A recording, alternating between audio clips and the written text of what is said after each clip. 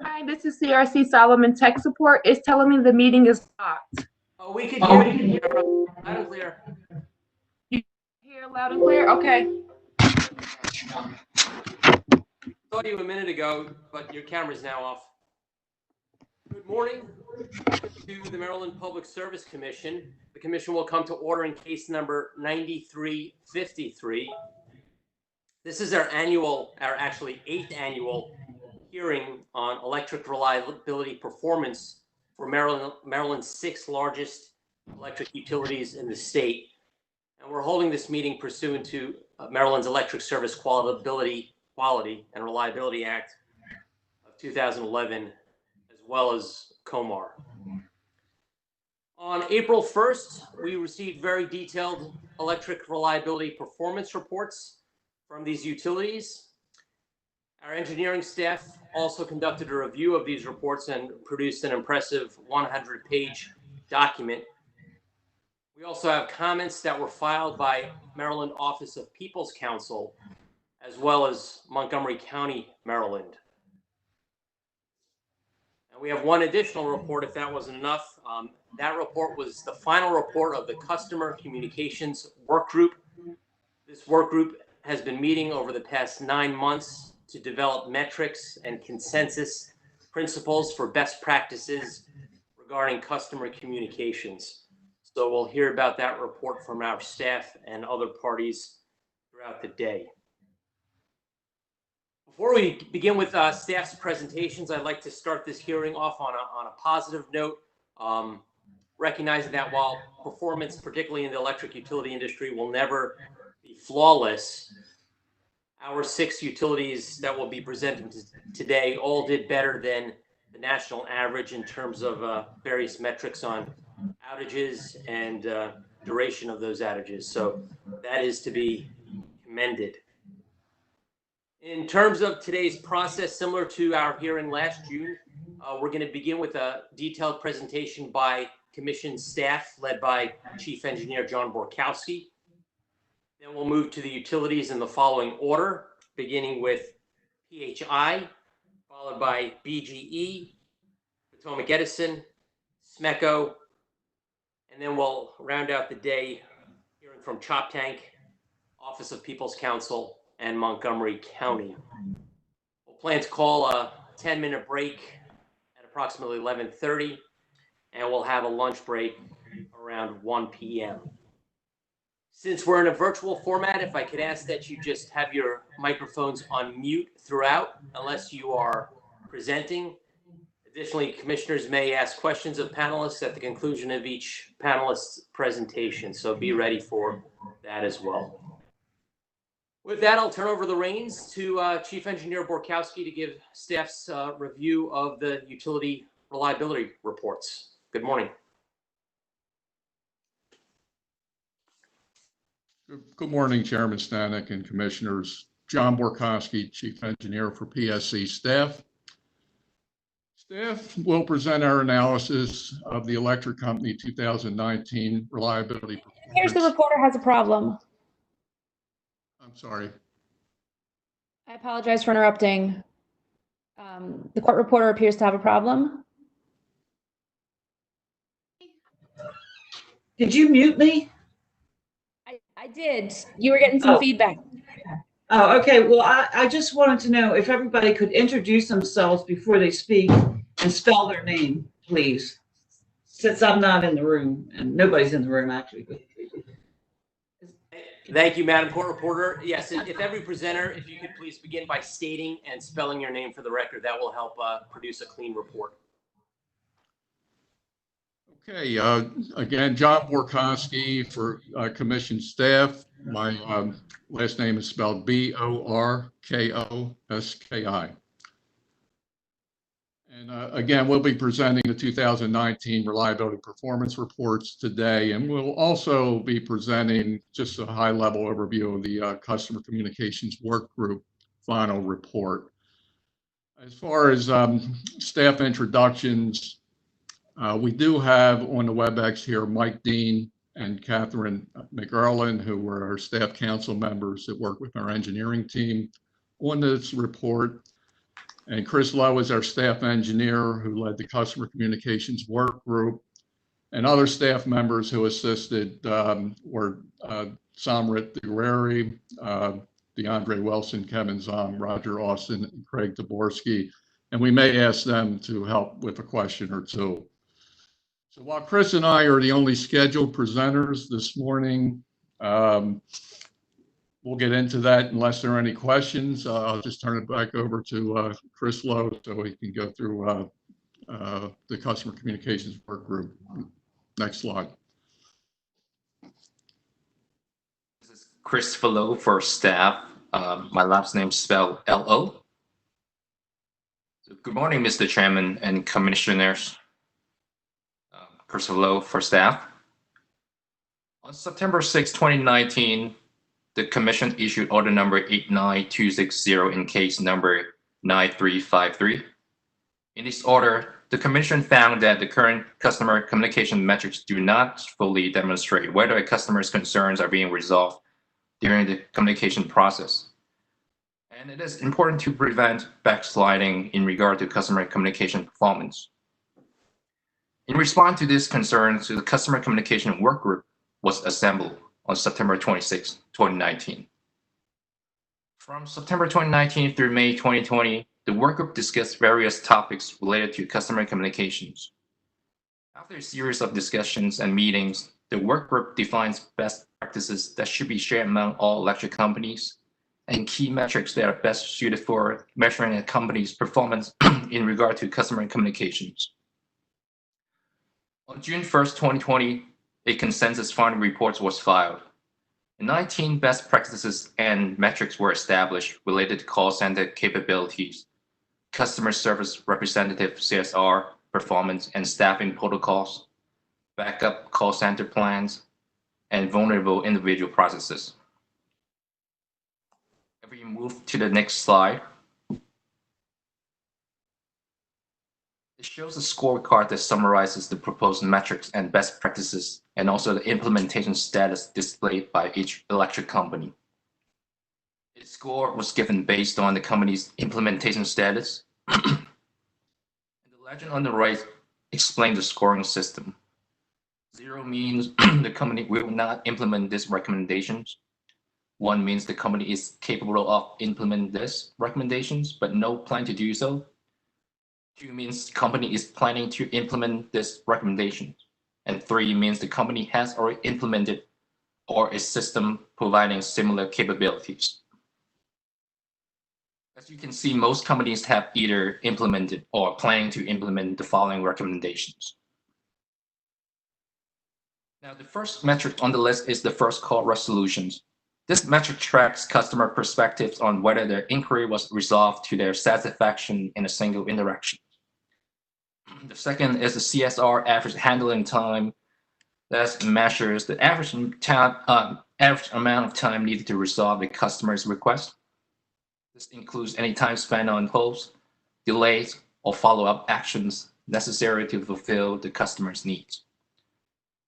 Staff also examines how well the electric companies implement their practices when handling communications with VI customers. It is imperative that the companies establish procedures that proactively communicate with these special medical needs customers before and during the storm events using different kind of communications methods. And the work group agreed that this metrics would help to track the percentage of time in relation to a specific storm that a company would require VI customers to be notified. If you notice, Choptank was given a score of 1 only because of the size of the company and the excuse me, is CSR staffing. This tracking of this metric is done manually. And Potomac Edison was also given a 1, but the company agrees to implement these metrics if ordered by the Commission in this proceeding. All electric companies support the tracking and reporting the 3 metrics proposed by staff. For reporting purposes, the work group agrees that each company should report the data in its annual reliability report. describing these metrics as additional customer communication information. The work group recommends that these metrics be included in the reliability reports as supplemental information in an attachment format. And each company should measure this metric using a 12-month period ending December 31st and have this data available when requested by staff. Staff also recommended that the electric companies identify the best practices to the extent of their system capabilities. The work group recommended all electric companies should adopt the following 16 best practices. Since this recommendation are discussed in details in our final report, I'm not going to go through each one of them. But as you can see, most companies have either implemented or are planning to implement these recommendations. But you may notice there are some ones and zero on the list. For example, item number 11, the use of workforce management software to create CSR schedules based on forecasting. Chapter 10 was given a score of 0, mainly because the size of the company and the use of software is not needed. In regard to item number 13, the automated system to notify additional CSRs, PHI was given a 1 because this notification process is done manually. However, they are looking into an automated system later this year. In regard to item number 17, the VI notification in advance of a storm event, Potomac Edison was given a 1.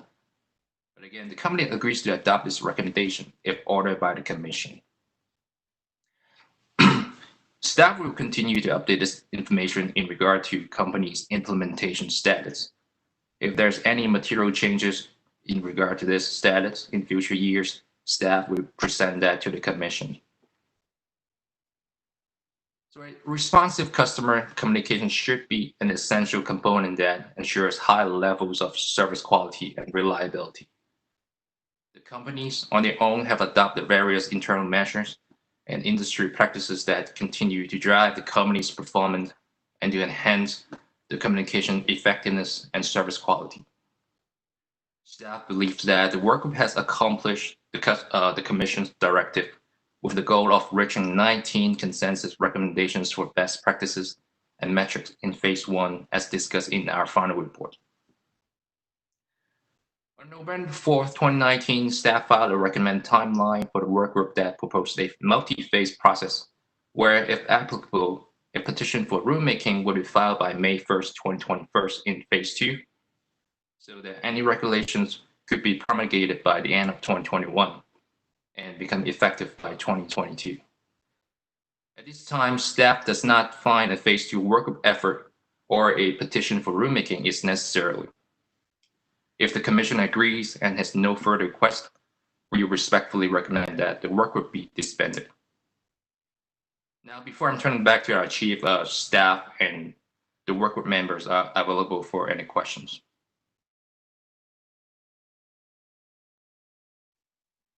I have some questions, Mr. Chairman. Commissioner Herman. Thank you. So, Mr. Lowe, when you recommended it that that these best practices be shared, I was a little confused. You know, it sounds like they're being implemented. They're not being shared, they're being implemented. And I just wanted to understand what the work group meant by, or what the staff meant by the working group practices to be shared. Well, because some of these measures or best practices are done differently based on the system capabilities. So, for example, BGE might do one of the measure like tracking or how they measure the wait time during the communication process is different than when you compare it to the other companies. So I think it is important for this companies to share their procedure, how they track, how to implement these best practices in a better way. Once again, this measure is to ultimately to enhance the customer communication quality, or whether it's the responsiveness or the service quality. So it is important that the company can share the way to how to carry out these best practices, so they can. Yeah, absolutely. I agree. But if you disband the work group, what mechanism under what mechanism or how will they do this sharing? I believe that the communications would continue between the companies, and again, I will update this chart whether any scoring is updated, whether for example Trapang or PHI, they fully implement this metric or the best practices. So even though we're recommended to disband the work group, but communication will still continue to make sure that everyone fully implement this metrics and best practices. Okay, thanks. My second question was, what's the rationale behind notifying vulnerable customers after the storm is over? You know, that sending an outbound call saying, hey, the storm is over. It seems somewhat, they probably would already know the storm's gone, they have service, you know. Help me understand why it's appropriate to send notice after a storm is completed. Well, a lot of time that this vulnerable individual, even though they are being notified ahead of the storm, they're not sure, and sometimes they might have to move to a different location or in a shelter before the storm. So sometimes it's not necessarily, or they will know that when the storm is officially over, they can move back their home safely. So I think it's important to have a procedure, protocol that they can be notified during the storm and after the storm, and what is the storm restoration time and all that. Okay, thank you very much. Thank you, Mr. Chairman. Mr. Thank you. Chairman. Commissioner. Mr. Lowe, thank you for the presentation and thank you for the work group and the leadership you exhibited leading this effort. Much appreciated, and I appreciate the report. Can you revisit with me how staff envisions the rulemaking process that will follow, when, how will be initiated, et cetera? What's the staff's view of that? Sorry, can you repeat that? I couldn't hear the last part. I'm sorry. I want to know staff's view of how and when any subsequent rulemaking to this report will be accomplished. How will it be initiated, and what kind of timeline are you looking at? Well, as I mentioned, it's time. We do not feel that a phase 2 workgroup effort or a petition for rulemaking is necessarily, because we're not looking to make the 3 metrics to become a COMAR performance standards. Okay. I misunderstood that. I thought you were saying they were going to be performance standards. So thank you for that. Sorry. Thank you. Thank you. Any additional questions on Mr. Lowe and his work group report? Yes, Mr. Chairman. Mr. Richard.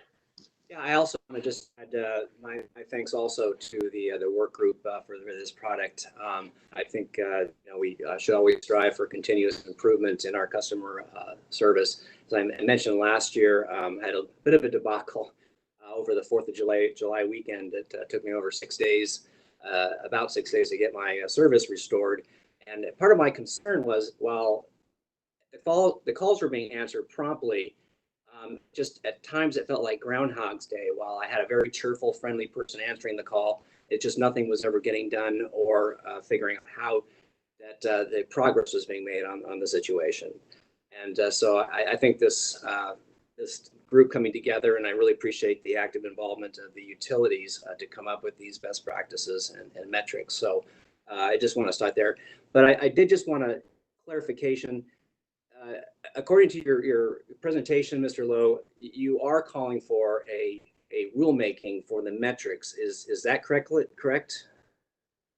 No.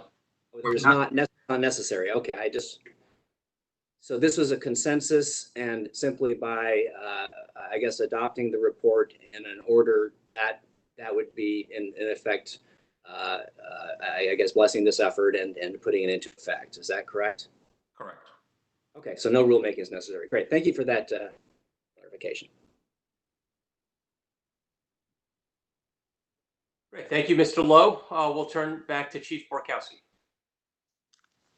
Okay, thank you. Next slide. I'm confused if I'm muted or not. I can hear you, Chief. Okay, thank you. All right, this slide is a overall performance summary for 2019 for the service quality and reliability standards. If you look at the first two columns to the left on this chart, you can see that only Potomac Edison, or PE, failed to meet its safety and SAIDI standards in 2019, and that's denoted by the red blocks. PE reported a 1.42 safety versus a 1.08 standard, and they also reported a SAIDI of 392.3 minutes versus 153.9 minutes standard. And they attribute their failures to extreme weather conditions, and we will discuss that further in the slides for the conclusions and recommendations. Regarding the next column for the service interruption standard for percent interruptions restored in 8 hours, again, only PE reported failing this standard with an 87.76% performance level. For meeting or restoring 92% of its customers experiencing sustained interruptions within 8 hours. And we will discuss this also further in the conclusions and recommendations. The next several columns depict standards that were all met by all 6 electric utilities, such as the percent interruptions restored within 50 hours after an MOE. Actually, there were no major outage events or MOEs in 2019, so by default, these were all met. And similarly, all the utilities met the downwire response standards, the 2 customer communication standards, the minimum vegetation management requirements, the multiple device activation standard, and the poorest performing feeder standard. If you look at the far right column, you can see denoted in red that BGE did not meet the periodic equipment inspection standard, as they identified 18 inspections associated with their substation maintenance programs that were not completed by their defined inspection intervals. And the standard here is 0 missed inspections. And again, we'll discuss this further in the conclusions and recommendations. Now, the asterisk, the big, large red asterisk on the chart, denotes that while Delmarva met its vegetation management standard requirements, staff feels that the company failed to comply with Condition 8 of Order 86-990 of the Exelon PHI merger for exceeding its 2019 distribution system vegetation management spend target, and we will also discuss this further in the conclusions and recommendations. Next slide. Okay, regarding staff's conclusions, and again, I am only going to be covering conclusions on this slide. I'll be covering our related recommendations that arise from our conclusions on the following slide. So first, regarding Potomac Edison's failure of safety and SAIDI standards, they submitted a corrective action plan, otherwise known as a CAP. And This cap, as a mitigation measure for Sapien and Sadie, PE proposed to transition its vegetation management trimming cycle from 5 years to 4 years. And PE provided some analysis, and we highlighted a lot of that analysis in our final report about the extent that tree-caused outages represented a very large contribution of both customers interrupted and customer minutes interrupted in 2019. Staff agrees with PE's Sapien and Sadie cap and finds it acceptable, and we do have significant discussion of that in the final report. Regarding PE service interruption cap, PE proposed that their cap submitted for addressing Sapien and Sadie will also address their 8-hour service interruption standard non-compliance. Now, staff does agree with PE that absent several large non-major outage event storms in 2019, PE would have met the service interruption standard. However, in short, we feel that service interruption cap should more directly address service interruptions. So we looked at the fact that PE has not updated its major outage event plan with the commission since its original filing in 2012. And we concluded that the company would benefit in service restoration from an update of their MOE plan.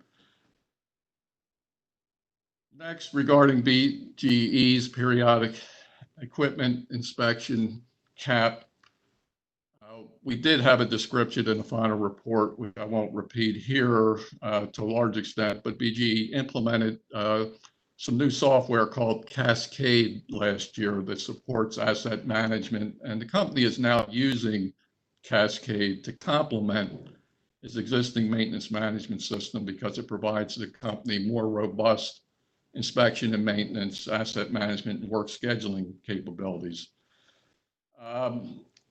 The company noted that the failures this year resulted from implementation issues associated with putting the Cascade software in service, which led to missed inspections. And once found, BGE promptly scheduled the missed inspection work. And the majority of the missed inspections were completed within 45 days of their specified interval date. And as an additional corrective action, BGE performed a holistic review and implemented several other corrective actions, which are described in more detail in staff's report. And staff finds BGE's corrective action plan or cap acceptable.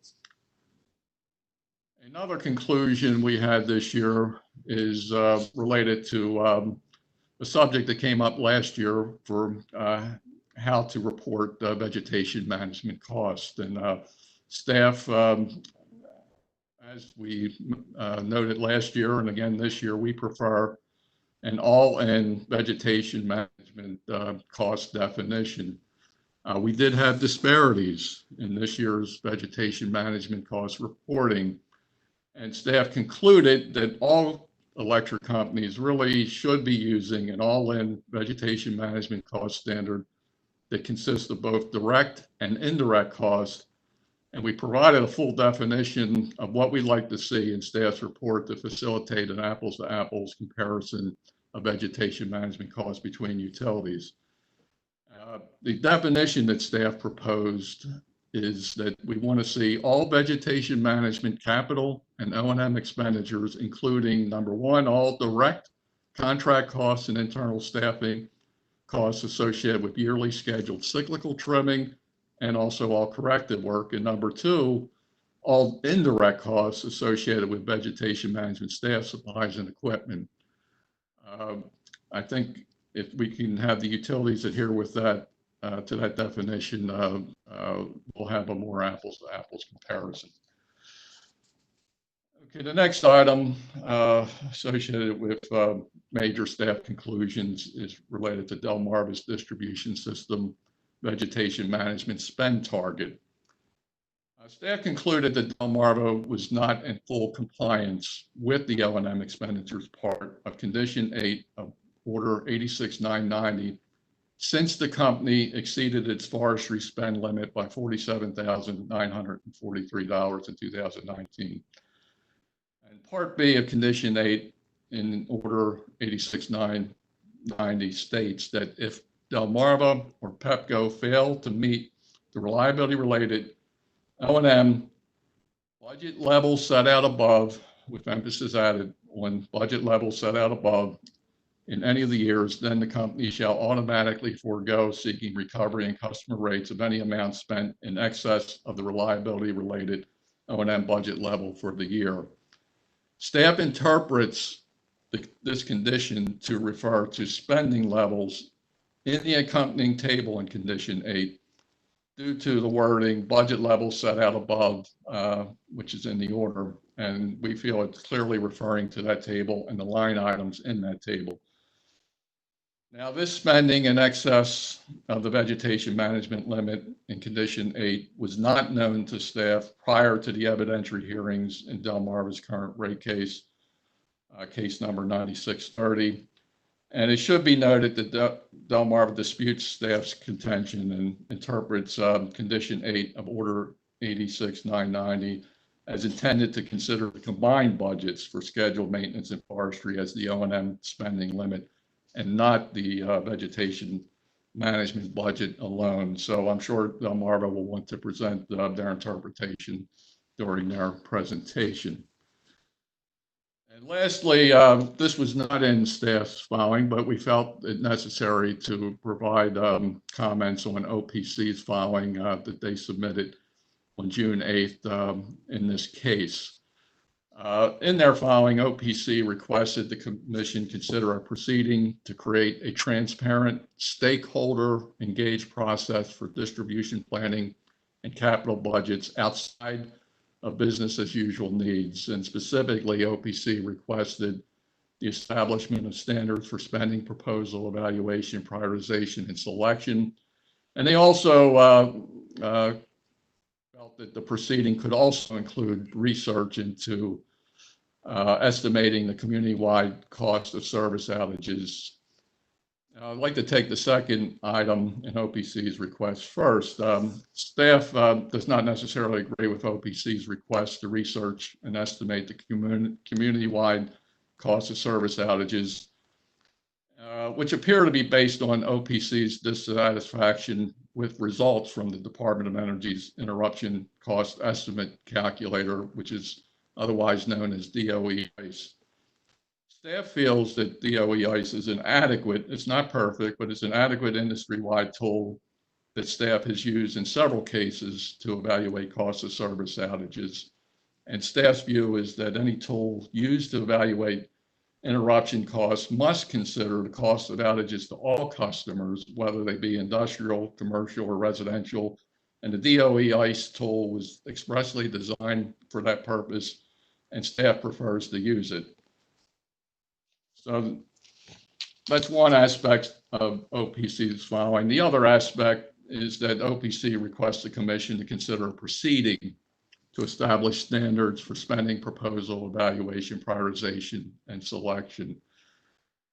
Now, staff prefers to handle these type of evaluations to utility spending or of utility spending in rate cases. However, in evaluating forward-looking multi-year rate cases, the utility needs to be transparent regarding their plans and the internal standards on which they are based. Specifically, the proposed filing requirements for the pilot multi-year rate plan require utilities to be transparent about distribution planning standards. And staff concludes that there would be no need for OPC's proposal if utilities faithfully abided by the proposed filing requirements for the pilot multi-year rate plan. Next slide.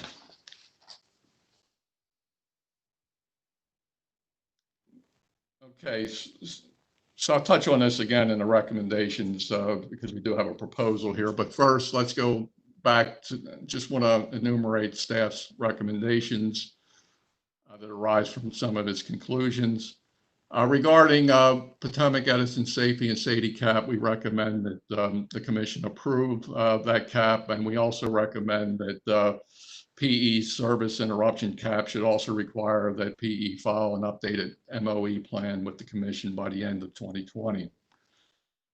Regarding BGE's cap, we would note that 2019 is the 4th year in the past 5 that BGE has reported missing its preventive maintenance inspections after missing scheduled periodic equipment inspections in 2015, 16, and 18, where the company cited various human error and process failures as causes.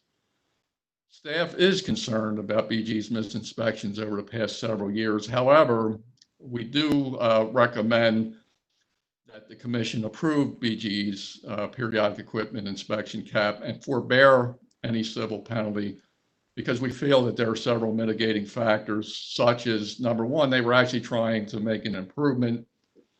And, the implementation of new Cascade software was meant to improve its asset management processes. And felt that the mitigating factor is that do you really want to punish a utility for trying to improve their processes? Also, we feel like the fact that BG quickly recovered, completing all 18 overdue inspections in less than 2 months from the scheduled date, was another mitigating factor. And also, again, BGE, as they were in previous years, was very transparent in alerting staff to their non-compliance, which we think should also be taken into consideration since they self-reported. We did not pick this up during an inspection.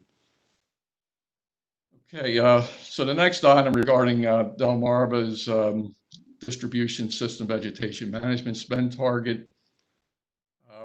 After the commission hears Delmarva, and should the commission agree with staff's interpretation of Order 86-990 that Delmarva was not in full compliance in 2019 with the vegetation management expenditures requirement of Condition 8 of the Exelon PHI merger, staff recommends that the commission direct the company to establish a regulatory liability of $47,943 while accruing carrying costs until new rates go into effect in Delmarva's next rate case, meaning the next one after 9630. And the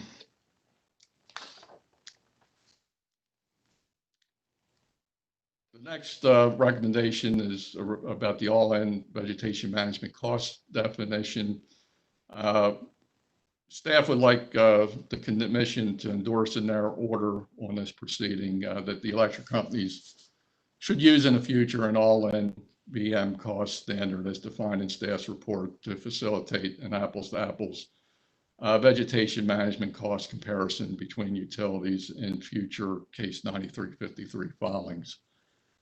And regarding OPC's recommendations, I'll just request that the commission, I did discuss this on a previous slide, and the fact that the proposed filing requirements for the pilot multi-year rate plan requires utilities to be transparent about their distribution planning standards.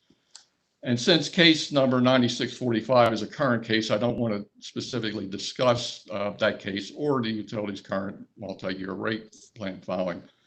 However, if at the end of that proceeding, rate case interveners had not been able to obtain the level of transparency into utility distribution planning through the multi-year rate plan process, then staff is aligned with OPC's intent to consider a proceeding to establish standards for spending proposal, evaluation, prioritization, and selection. We're just not ready to make that conclusion at this point. And staff does, if the commission ultimately entertains that option, staff reserves the right to offer alternative approaches to OPC's proposal at that time. Therefore, staff recommends that the commission hold in abeyance OPC's request for a distribution planning standards proceeding until after the lessons learned review is conducted for the pilot multi-year rate plan. And Finally, with regard to the Customer Communications Work Group, as presented earlier by Chris Lowe, we feel like the Customer Communications Work Group achieved the goal of reaching consensus recommendations for best practices and metrics. And if the commission agrees and has no further requests, staff respectfully recommends the work group be disbanded. So with that, I'll take any questions. Thank you, Chief Borkowski, for that nice overview to start today's hearing. Obviously, there's a number of items for subsequent presenters and utilities to respond to based on your recommendations. Do commissioners have questions of Chief Borkowski? Mr. Chairman. Mr. O'Donnell. Thank you, Mr. Chairman. Chief, remind me of the history of BG&E's missed periodic inspection performance with regard to the reliability standards over the years. Well, BGE did not meet the standards in 2015, 16, and 18 due to a variety of reasons, some being human error, some being process issues. And have other utilities in Maryland missed that metric? Do you know? Yes, Chop Tank failed that metric, I believe, in 2017. And, you know, I want to point out, though, that in each of these cases with BG, they have self-reported their noncompliance. We try during our inspections, we try to schedule these inspections before the hearings. But really, when you look at the inspections that staff does or performs of the utilities compliance with the periodic equipment inspection standards, they're spot checks. And when you look at the fact that there are literally, in BG's case, tens of thousands of work orders and you know, smaller numbers of work orders, but still large in the other utilities, you know, spot checks are, you know, are not going to be able to find, you know, non-compliance. We did find in Chop Tank's case in 2017, non-compliance during a spot check. But I'm not accusing any of the other utilities of not being transparent, but I do know that BGE is transparent because they report their non-compliance. We have not received a single report of non-compliance from another utility. So, you know, I feel like we appreciate that transparency, especially in a year like this year where due to COVID-19, we were not able to get out and do our inspections before this proceeding. So, yeah, I'm not sure I share your view on extra credit for being honest with compliance to Maryland regulations. The utility has an obligation to comply with those regulations, and they have an obligation to report non-compliance to us. So I'm not sure I agree with that view. But didn't we also give a civil penalty to BG&E and because of the 2018 failure to comply with this performance standard? Yes, we did. And BGE submitted a plan to the commission for how, I guess it was $220,000 civil penalty deposit or put into the electric reliability remediation fund, and BGE proposed a plan to spend those funds, which was approved by the commission earlier this year. And to a large extent, you know, that they were executing, and we did provide an update on that in the status report where they're at with implementing that plan. So my question is, because staff concludes that the corrective action plan for this recurring failure to meet this reliability standard is adequate, why didn't the corrective action plan prevent another red? Because the corrective action plan, in my simplistic view, it should be improving performance so that the utility is not missing this standard, and it doesn't seem to be doing it if it missed 4 out of the last 6 years. Okay, and that's a fair question, and we wrestle with that question in staff ourselves, Commissioner O'Donnell. And, I only will carry the water for BG so far on this, let them respond when they get up. But I feel like the nature, or staff felt like the nature of this year's failure was somewhat different. I mean, they had a process failures in the past, which really were part of their routine processes. And they had corrective action plans in the past to correct their routine processes. This year, it wasn't so much their routine processes as it was their change management plan associated with implementing a new system. And, so, the nature of the transgression was a little bit different. I agree that the results, are not good, that the utility has failed for the last 5 years, but I think we felt that, this was a little bit different in nature than past years, and the fact that they were trying to improve their processes, and it was a change management issue with the implementation of their new system. Yeah, well, I agree. I'll have the discussion with the company during your presentation, but for a utility that built originally the state's nuclear power plant, and the culture of the regulatory climate in the nuclear world is you don't miss periodic inspections and you don't do it repeatedly.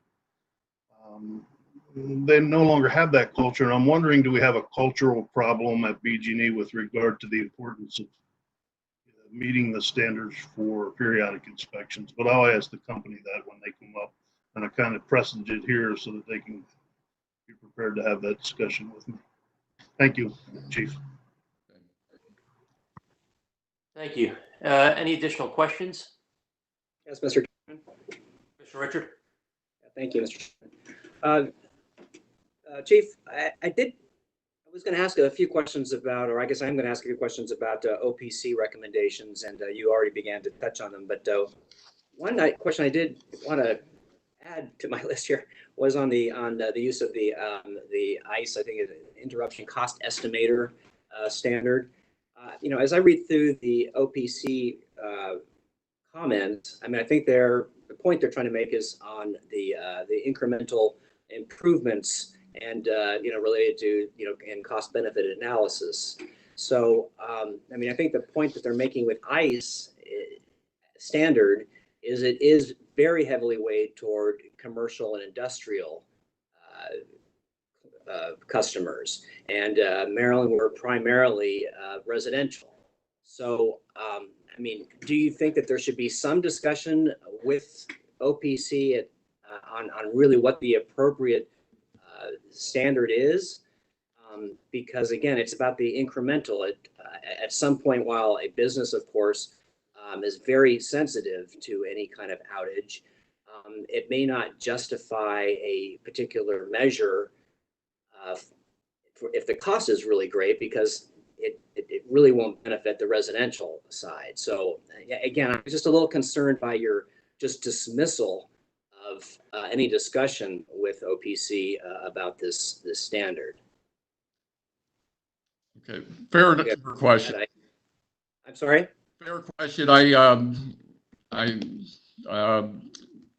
really have a lot more I'd like to say about this. Probably take a proceeding, but in itself. But in any case, staff is not against looking at other alternatives, but we're only aware of one other alternative out there, which is an approach used by Lawrence Berkeley National Lab. And we've looked at that, and without getting into all the pluses and minuses, we still prefer DOE's ICE. I mean, the other tool that we're available. And I'm not trying to gauge anything, because I am certainly not an expert in ICE. I know it did come up in a recent PE hearing, but I do think that OPC is making an important, comment, and this is kind of a theme throughout their testimony, their filing, is this, looking at the incremental benefits for additional costs, because as you stated, every Marylander should get superior service, and we have set what the minimum standards are. So there's no argument that everyone should get that level of service, but it really goes to, a discussion on, is ICE going to ensure that we also can look at the costs and make sure that we're not over, relying on all kinds of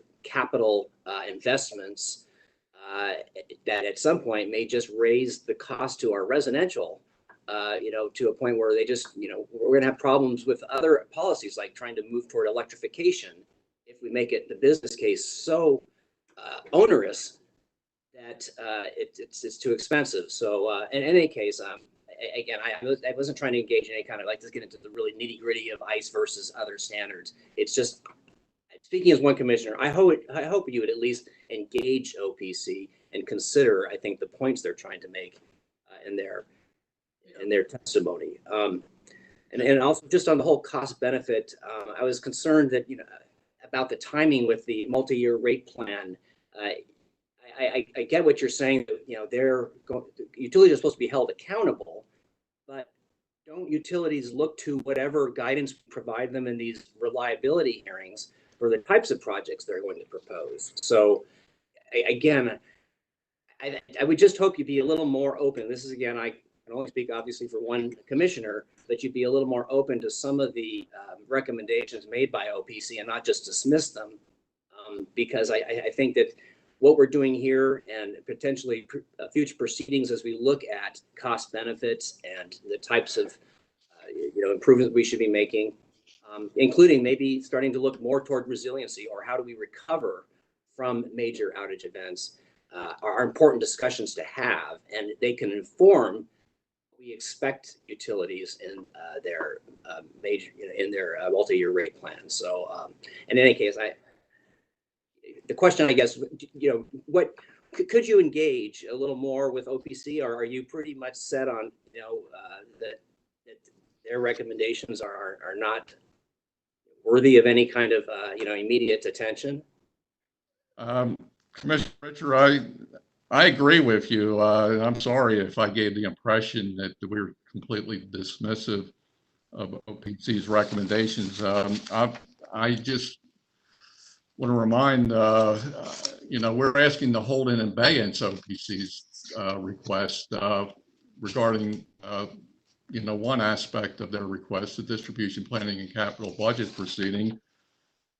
So we weren't dismissing that. In fact, I indicated we were aligned with their intent. We just felt like we needed to give the multi-year rate plan pilot lessons learned a chance to see if we could get that level of transparency through that process, because we had requirements for the pilot multi-year rate plan that the utility needs adequately described in the need and the rationale for their investments, and they need to provide us with the current and future quantitative and qualitative benefits that will be accrued from the investments, and they need to provide us the standards and regulations used to support the investment. So if the utilities do all that, I don't know that we would need a proceeding, but we want to hold out and not make a decision until we get a chance to evaluate the multi-year rate plan lessons learned to see if we were able to get that level of transparency. So we were completely aligned with OPC on the second item. And I don't want to get into the weeds on the DOE ICE. I just would say staff's view in here is, OPC's main constituent is residential customers. But staff, when we do our analysis, we need to look at industrial, commercial, and residential customers. And I think that, OPC is dissatisfied that DOE ICE values cost impacts to residential customers significantly lower than to industrial and commercial customers. Okay. Again, I'm not taking a side here. We are primarily a residential state. I'm just saying that I think there's an important discussion to be had, because again, it's about the incremental improvements from additional costs, and I think that's what I hope staff would take. At least that's what I took from OPC, and I hope staff would take some of those thoughts also. And I just want to add too, I tended to agree with very much with Commissioner O'Donnell's line of questioning on these periodic inspections and, having a full discussion. I wish staff had provided us a greater discussion and maybe even some suggestions of possible penalties. I note that a lot of times in our administrative hearings that staff seems to be very much by the rules and their recommendations on any type of penalty that's proposed. And, I oftentimes without success try to, diminish that a little bit or lower some of those. But, I think in this case, at least, it seems like there's a consistency issue that I'm concerned about here about staff and, their recommendations regarding civil penalties. And so anyway, I just wanted to add that. I'll be looking forward to Commissioner O'Donnell's discussion with BGE on that topic. So thank you very much. Thank you, Mr. Chairman. Thank you, Commissioner Richard. It's been brought to my attention that we have a bit of a technical glitch for our YouTube viewers today. You could hear about the presentation, but you don't see a copy on your screen, and we apologize for that. There's two workarounds. Number one, you could join us in WebEx, where you'll be able to see the PowerPoint presentations, and you could find that link on our May 4th notice under case number 9353. Or in the alternative, if you send an email right now to Molly Knoll, she will send you the PowerPoint presentation so you could review them alongside of the simulcast. And her email address is Molly G, as in George, .Knoll, KNOLL, @maryland.gov. At this time, we will move to the presentation by the PHI company. And I believe that Doug Michael will be presenting. Good morning, commissioners. Douglas E. Michael, Micheel, on behalf of both Pepco and Delmarva Power. With me today are Rob Stewart, Manager of Smart Grid and Innovation for Pepco, Dan Guy, Manager of Smart Grid and Innovation for Delmarva Power, Ms. Christine Alexander, Director of Customer Care, Robin Lipfert, Manager of Customer Care, Dan Landry, Manager of Vegetation Management, and Matt Hefner of our Vegetation Management team. I will be doing the presentation and attempting to answer all of the Commission's questions. If I'm out of depth, I have these folks. I'm going to bring up our presentation now.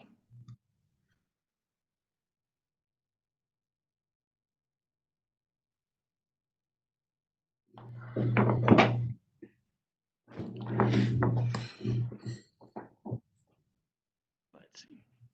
Did it come up? Mr. Michael, it began to come up. There might just be a lag. We saw it flash across the screen for a split second, but it is gone now. How about now?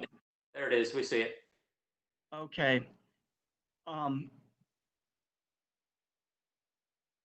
Yeah, I have to just make it slideshow, sorry. On my first screen, you'll see that both Delmarva Power and Pepco met or exceeded all of the COMAR standards. So we are all green. I would point out with respect to the downed wire response standard, we have successfully adopted the new standard that was promulgated by the Commission and done in the work group, and we exceeded both of those standards. With respect to the customer communication standards, we participated in the customer communication work group, and as noted by Mr. Lowe in his presentation, have implemented or plan to implement the best practices and recommendations. I would like to say that that work group was a very effective work group, so tip of the cap to Mr. Lowe and the staff. I think we got 3 really good recommendations and shared a number of best practices, and we're on the right track with that. With respect to the vegetation management requirements, and I'll talk about Delmarva a little later in my presentation, I would just ask that before accepting, we agree that vegetation management costs should be all in, and that's the appropriate way to do it. But this is the first time that the utilities have had a chance to look at what the staff's definition of all-in vegetation management requirements are. And I would ask just to delay a little bit and make sure we can have some meetings with the staff to make sure everybody is on the same page and we agree. I'm not certain that we have many big issues with it, but there are some issues that we may have specifically with the capital portion, and we need to better understand what staff is wanting. So I would ask that that be held in abeyance for a work group to work out what that standard would be so we all know going forward.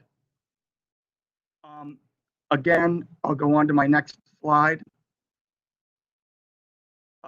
One of the big issues here is our reliability expenditures versus our merger commitments, as it'll be no shock to the commission or the staff. The PHI companies felt that we've met both of those merger requirements. There was some talk about in the staff's outbound presentation about self-reporting. We did not report that we were over with Delmarva Power because we don't believe that we're over with Delmarva Power. It is our view that it is a combined schedule for forestry and scheduled maintenance. The merger commitment for Delmarva Power was 18.3 million. We spent an actual amount of 12.3 million. In our view, it's promises made, promises kept. The commission can see consistently that both the PHI companies have met or exceeded both of the very stringent reliability items that were ordered and that we agreed to do in the merger order. Mr. Michael, if I could just Yes. stop you right there. Yes. You were able to fix our problem on YouTube, so I appreciate that. We could see your presentation being streamed. Can you just, some of these upcoming slides are going to be really small. Can you go to slideshow presentation so it's larger? I think you need to click the enable content button in the yellow bar. Yes, sir. Okay. Is that better? And now you have to click slideshow format. Okay, hold on. I'm getting some help here. You could find a teenager, they could definitely assist. Is that better? That is, it's different. It's not any larger than what you had before, though. Perhaps display settings at the top. Okay, I'm sorry. I'm not very. I don't have very many strong points, and this is not one of them. No, that doesn't look like it. Okay, well, we'll just go along. I have someone in the room that says they can help me, if that helps. If we could do it quickly, it would. All right, one moment.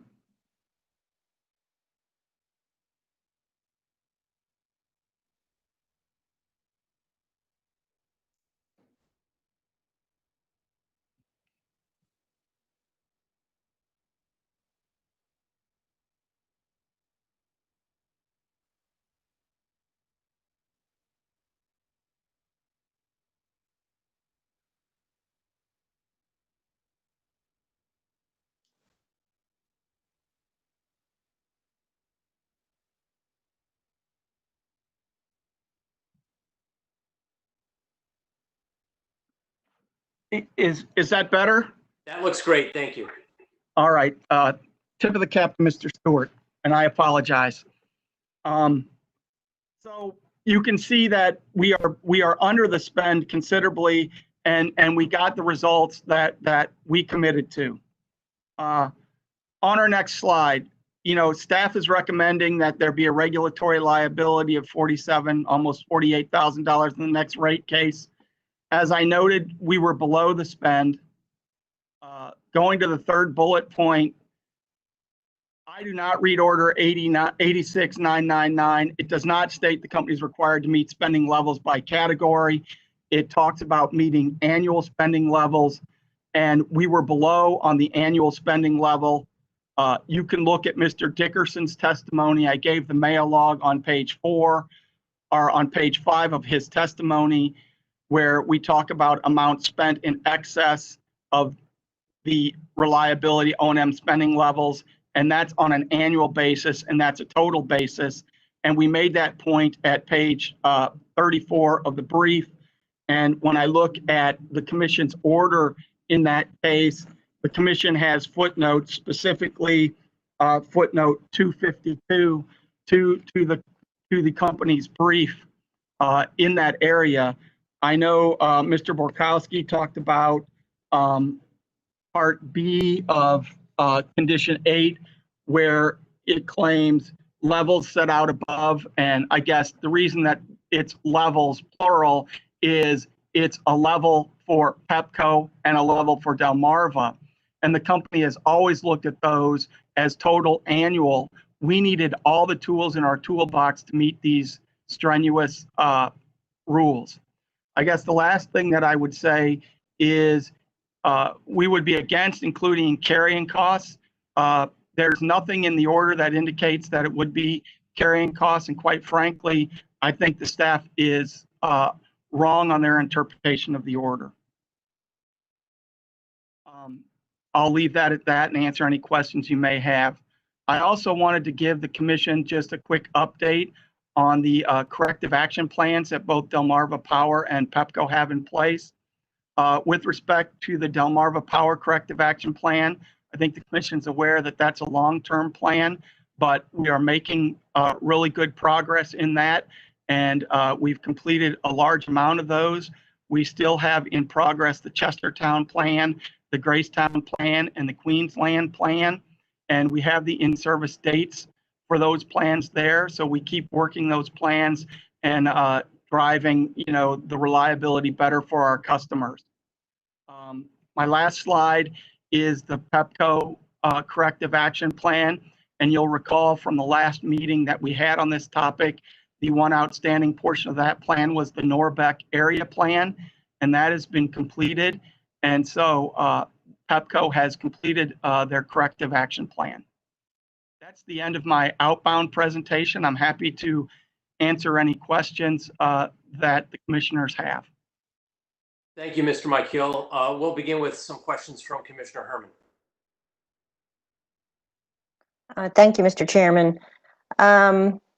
Mr. Michael, I'll start with staff's discussion about your vegetation management costs for Pepco. And they continue to have some concerns, and they mentioned that you tried to rebid and that didn't result in any significant improvements. Can you comment on Pepco's vegetation management costs and what you're trying to do to reduce those costs? Sure. First, I would point out that those vegetation management costs did go down almost $2,000 from the year before, Commissioner. I would point out that the bid we did was a competitive bid. It was based on all Exelon companies, and so it was bid competitively. So we did everything in our power to get the lowest prices that we could. Unfortunately, the bids came in higher. The other thing that I would point out, and we've been pointing this out, is some of the reasons for our increased cost is that we do wood hauling that other utilities don't do. So we're required to haul away the wood, and we have longer waits for permits and the like. So that really explains those costs. I would say that the commission's vegetation management rules are working. One of the big drivers of the almost $2,000 reduction in vegetation management costs was the fact that we're removing less danger trees because we're almost through with the second rotation. So we've got a lot of those danger trees off the system. But it's my view that we've done everything in a prudent manner. We are prudently managing the costs. I recognize that Pepco's costs are the highest in the state, but the staff report doesn't point out anything that we've done in an imprudent manner. And, the costs come in and they are what they are. Okay, thank you. I'd also sorry, I don't know what the feedback's happening, but I'd also like to ask about your forecasted budgets on page 9 of your filing. Okay, would you just give me a second to get to page 9? Sure. Are you talking about Pepco, Commissioner? I am talking about Pepco right now. Capital expenditures and labor hours related to reliability. It's the top of page 9, the chart. Okay, Okay. yes. So I'm looking at your forecasted budget in dollars and looking at the totals. And in 19, it was 105. In 2020, it goes up to 112. And then in 21, it goes up to 130, then 165, and then 178. I think I have that right. It's kind of small, but I think I have that right. So can you explain to me, that's a really big increase in forecasted budgets between 19 and, you 25, almost 25%, and then even more in 22 and 23. Can you explain to me those increases in budgets? Right. I cannot explain it, but I have Mr. Stewart here, and I would ask him to take the mic. Thank you. Commissioner Herman, thank you. I'm not sure that I could actually explain that either, but I think we can get the details of what's going in to those budgets that would drive those costs a little higher. I think 2021 may be a typo, but we can get you the additional detail there. Thank you, Mr. Stewart, because those are some significant increases that I'm confused by and would like to understand if those numbers are indeed correct. Also, while you're there, Mr. Stewart, on the staff comments, page 73, table 17, again, it's budgeted costs, and I'm gonna play with my computer here, so hold on a minute. I see for Delmarva, table 17, your 2019 budget is 69 million, and then your 2020 budget is 90 million. So help me understand that. It's page 73 of the staff comments, table 17.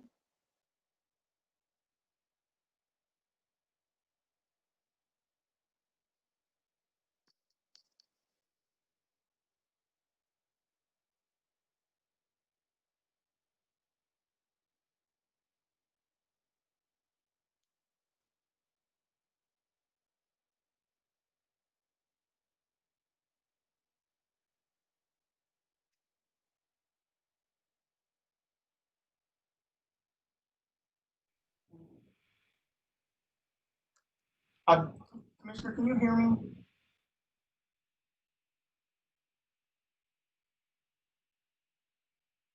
Mr. Herman, can you hear me?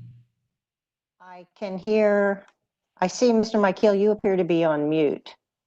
Mr. Stewart is not. This is Dan Guy from Delmarva. I could take that question. You are. It looks like it to me, Mr. Michael.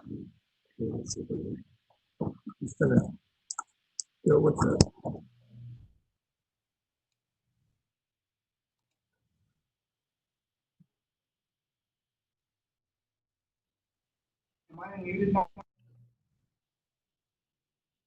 Am I unmuted now? Yes, Mr. Michael, you're unmuted. We have Mr. Unmute as well and Mr. Stewart all unmuted. Can you hear me? Yes, we can. All right. Was that question related to Delmarva Power, Commissioner? It was. I would ask Dan Guy to respond to that. Certainly. Yes, how you doing? Can you hear me? We can. Okay, thank you. That original budget should be 77.8 million. That 90.2 million that you're seeing was originally reported. The driver behind that variance is non-merger projects that were included in the total. So it's 77.8, and we're managing that budget due to any unforeseen things that come up. That's why it's a little over. We're managing that to our 70.2 merger commitment that we have. Okay. Thank you for that explanation. That's all I had, Mr. Chairman. Thank you. Thank you, Commissioner. Do other commissioners have questions of PHI? All right, seeing none, we'll actually take our break at this point in time. We'll take 10 minutes, reconvening at 11:25, where we'll pick up with Baltimore Gas and Electric Company.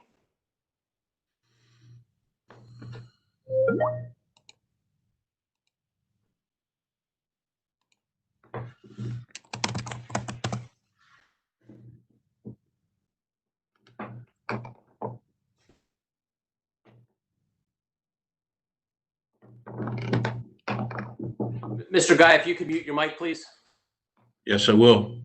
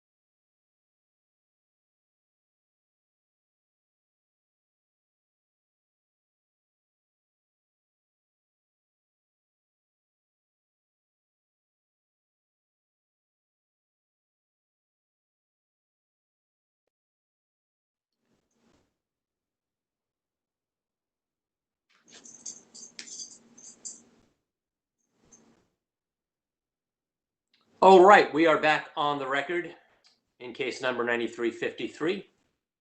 We will now turn to Baltimore Gas and Electric to deliver their presentation.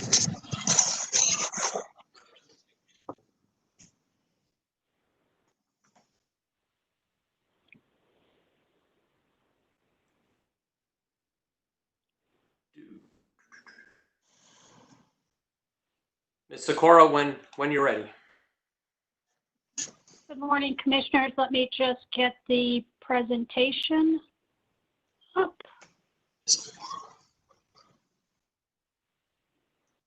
Can folks see this now? We could see it. If you could expand it, that would be ideal. Okay.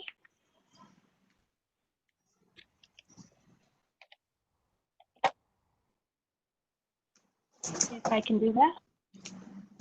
Better? Yes.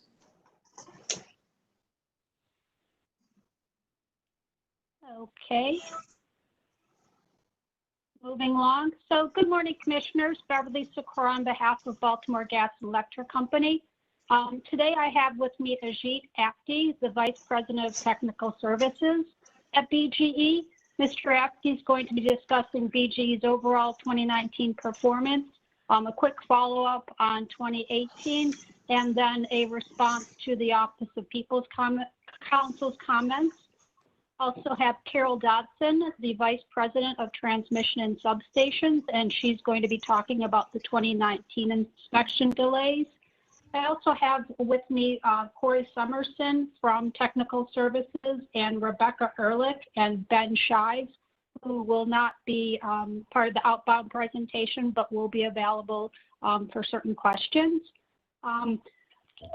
Before I get into the opening remarks on the slide, I just wanted to say that BGE agrees with the PHI companies that while we have no problem reporting an all-in vegetation cost per mile, we do think there should be some further discussion about what should constitute or what the definition of all-in should be, just to make sure that all the utilities are on the same page and that our reporting is consistent. We'll also say that BGE also was a participant in the communications working group, and we agree with the recommendations of the report. We will definitely be modifying our annual performance report if the commission adopts the recommendations for the additional reporting.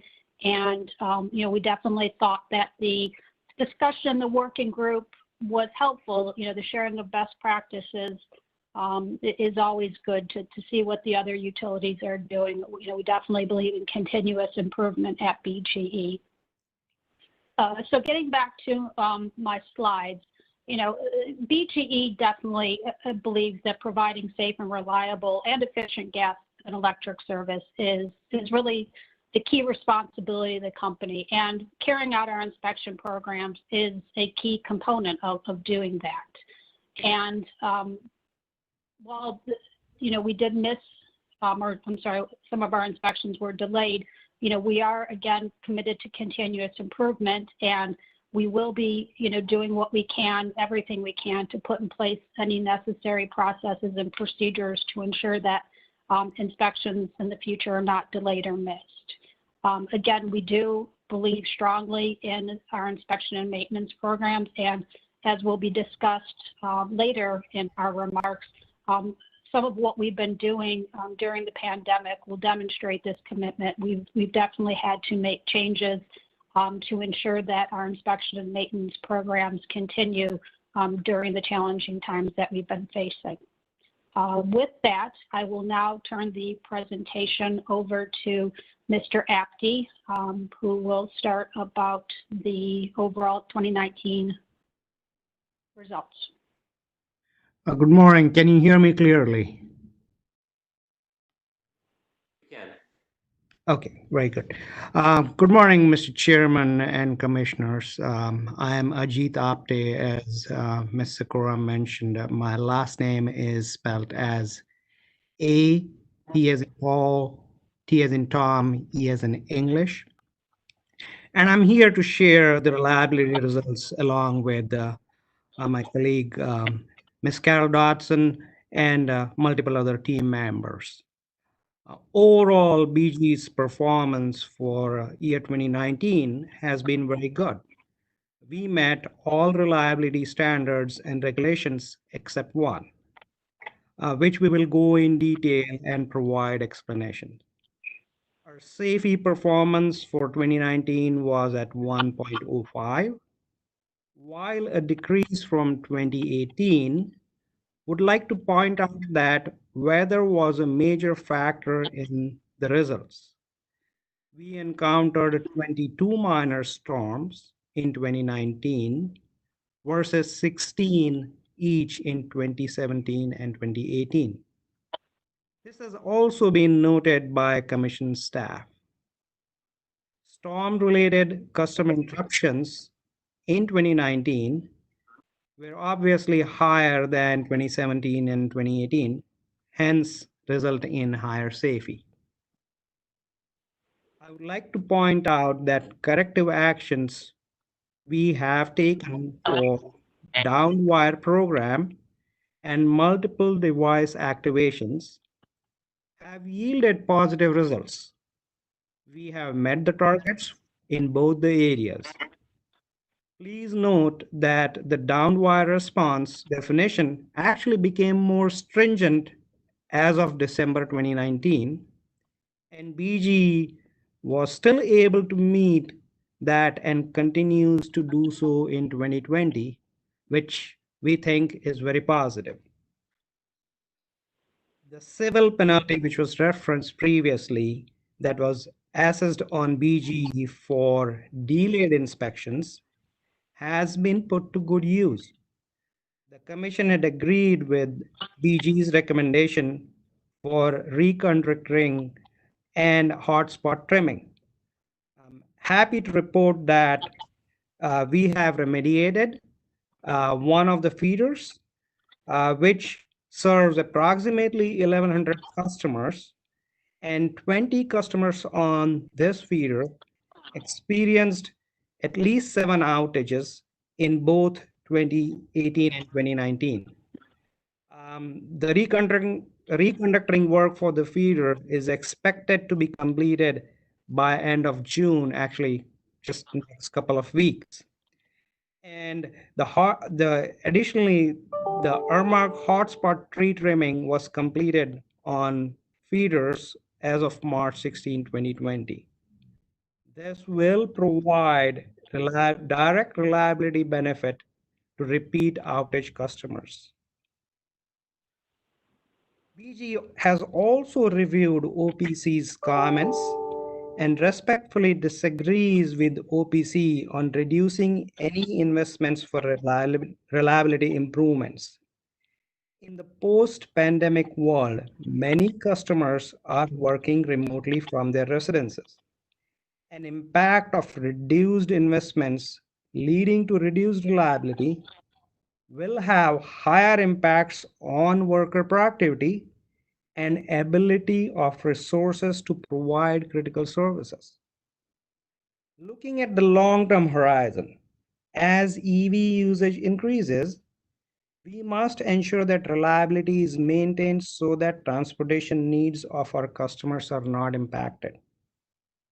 Additionally, distributed energy resources continue to grow on the distribution grid, and we must modernize the grid to ensure system stability and avoid any adverse impacts to our customers. Introducing new technologies not only helps reliability, but also helps reduce customer bills. OPC has also commented on prudency of spend on 4 kV circuit conversions. Please note that this includes retirement of 4 kV substations due to the age of equipment. BG has delayed our conversions to maximize the investment for our customers. However, BG has reached a point where we need to finish our conversion plans. Our long-term plans has been to utilize our existing 13 kV substations to handle the load from the current 4 kV system. The remaining customers on the 4 kV system will benefit from more reliable circuit with greater operability.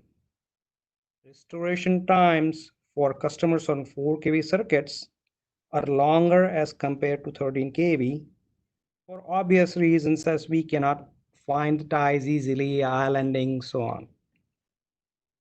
As far as BGE's cable replacement program, BGE annually identifies poor performing underground cable infrastructure for replacement. Replacements are prioritized and executed to improve customer reliability and operability while reducing maintenance spend. Poor performing underground cable infrastructure is defined as cable that experiences multiple cable failures in a localized area within a 24-month period. Cable types with a high failure rate are also targeted for proactive replacement. Problematic cable infrastructure is prioritized for replacement based on customer impact along with replacement costs. I would like to hand over the discussion to Ms. Cal Dodson, who will go over the response to inspections, unless anyone in the commission has any specific questions. Thank you.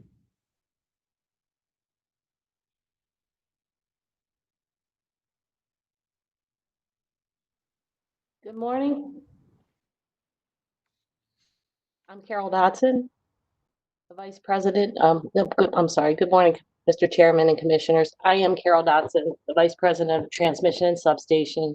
And as Mr. Abney mentioned, I'm here to address the delayed completion of the 18 preventative maintenance inspections beyond their expected interval date. Before I do, I'd like to state my commitment, as well as BGE's commitment, to ensure the safe and reliable operation of our equipment. Missed or delayed inspections are not acceptable. My team completely understands this. We have made significant changes to prevent this from happening again, and we are committed to completing the inspections on time. I am passionate on the need to meet these inspections, and I have instilled that passion and ownership within my team. The accountability is very clear. I would also like to acknowledge our commitment to you, the Public Service Commissioners, to meet these PM inspections as defined in our electric distribution manual. The importance of this is now held throughout the organization, and this commitment is reinforced by our entire executive leadership team. Before I review the slides, I'd like to provide a brief summary of what occurred to cause the delayed PMs and what has been done to ensure we meet future commitments. My organization has completed a comprehensive review to identify and address the issues uncovered that resulted in the delayed completion of the PM inspections in both 2018 and 19, as well as to strengthen the controls in place to prevent additional missed inspections. I do want to point out that the causes of the delayed inspection in 19 are different from those in 2018. In 2018, the causes of the delayed inspections were due to human error and an effort to geographically bundle work orders to create a more efficient schedule. In 2019, as stated earlier, these delayed inspections are associated with the implementation of a new software system, Cascade. Post-implementation of Cascade, BG&E performed an extensive review and uncovered some scheduling issues. The detailed review resulted in the implementation of organizational changes, leadership changes, modifications to the scheduling methodology, system and process changes, development of comprehensive reporting, documentation of procedures, and training of employees. To summarize this slide, we have met all of approximately 80,000 preventative maintenance inspections and vegetation management work, with the exception of the 18 PM inspections, which were completed outside the interval. Once discovered, the PM inspections were completed promptly, and the overwhelming majority within 45 days of the completion date. all of these inspections were completed in 2019. In addition, all of our substation PM inspections have been completed on time since September of 2019. We take at BG&E our charge very seriously to maintain the gas and electric system. And this is evident in our actions in response to the COVID-19 pandemic. My team has continued to complete PM inspections even when faced with challenges associated with COVID-19 to ensure that our hospitals, other critical customers, our business significant customers, our residential and other business customers have power to support their needs during this unprecedented time. With COVID-19, we have changed how we work, as well as how we protect our employees from risk of exposure. As you know, the convention center was converted to a surge hospital for COVID-19 patients. To ensure that the preventative maintenance inspection was completed on time, my team worked very closely with the convention center to understand the changes made to support the surge hospital. Over the course of 2 weeks or so, we learned where exactly the hospital was located, how patients entered and exited the hospital, how the hospital was vented to ensure our employees had the proper protection, and what the ingress and egress was to our facility in the convention center, and that we had a defined path for our employees to follow to ensure that they could safely enter the facility to safely complete the inspection. The risk of this possible missed inspection due to the changes in the convention center was raised very early by a first-line employee. Raising the flag early allowed us to complete our due diligence prior to the completion date. This demonstrates the culture that has been fostered now among our employees related to the importance of preventative maintenance inspection and our regulatory commitment. As you know, with more people working from home, and until recently, attending school online, BGE has modified our outage guidelines to further limit the possibility of inadvertent outages during planned maintenance. We evaluate every maintenance activity with 3 lenses: the reliability of the electric system as a result of the configuration changes needed to complete the maintenance, minimizing employee risk to potential exposure to COVID-19, and the benefit of the electric system reliability associated with the equipment maintenance for that specific piece of equipment the time it is scheduled. The result of this analysis, we have moved some of our PM inspections from the spring outage window to the fall. I would like to reiterate that these inspections are not due until the end of the year, and we expect to complete them on time, and we are continually to closely monitor them to completion. Next slide, please.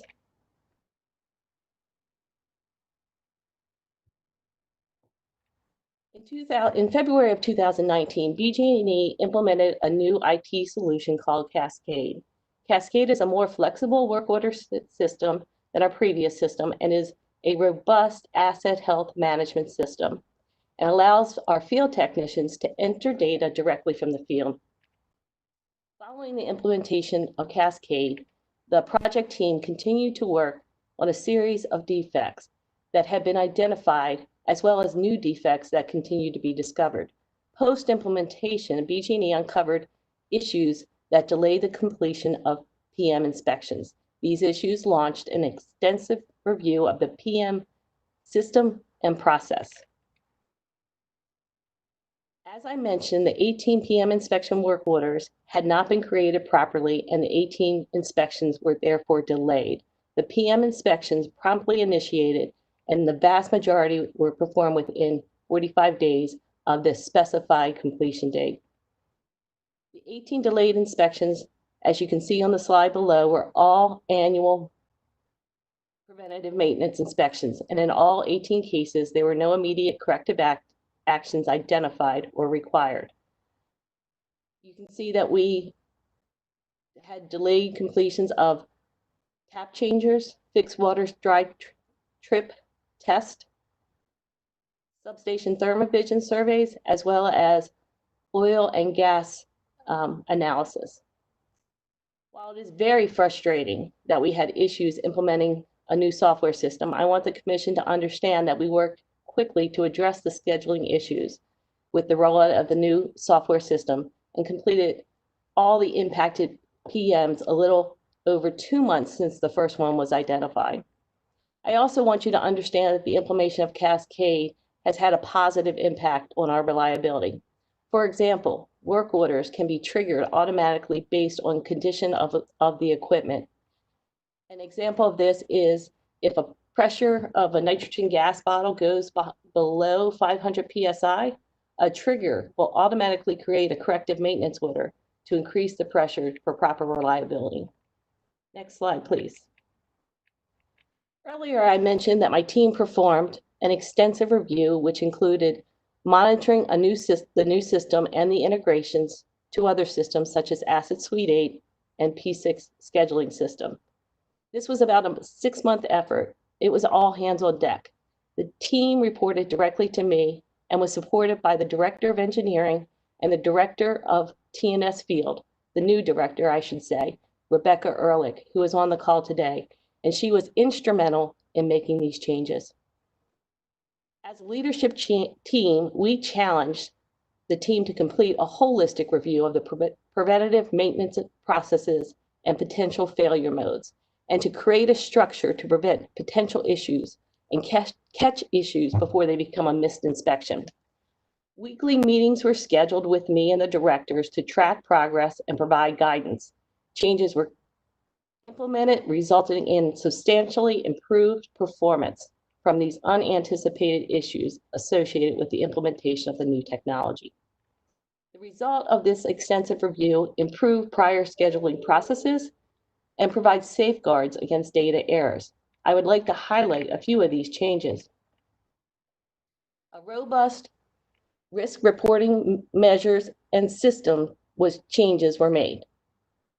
Filters were removed to allow an analysis on the full data population, and detailed reports were developed.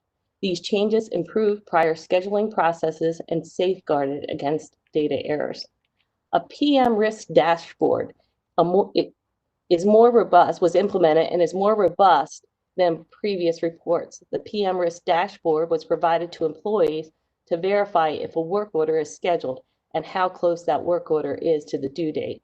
This dashboard can easily toggle to show different views of work orders to meet the needs of the user, such as showing one geographical area for the person that is responsible for that area, or for the manager to see the entire data set to validate that all work orders are scheduled.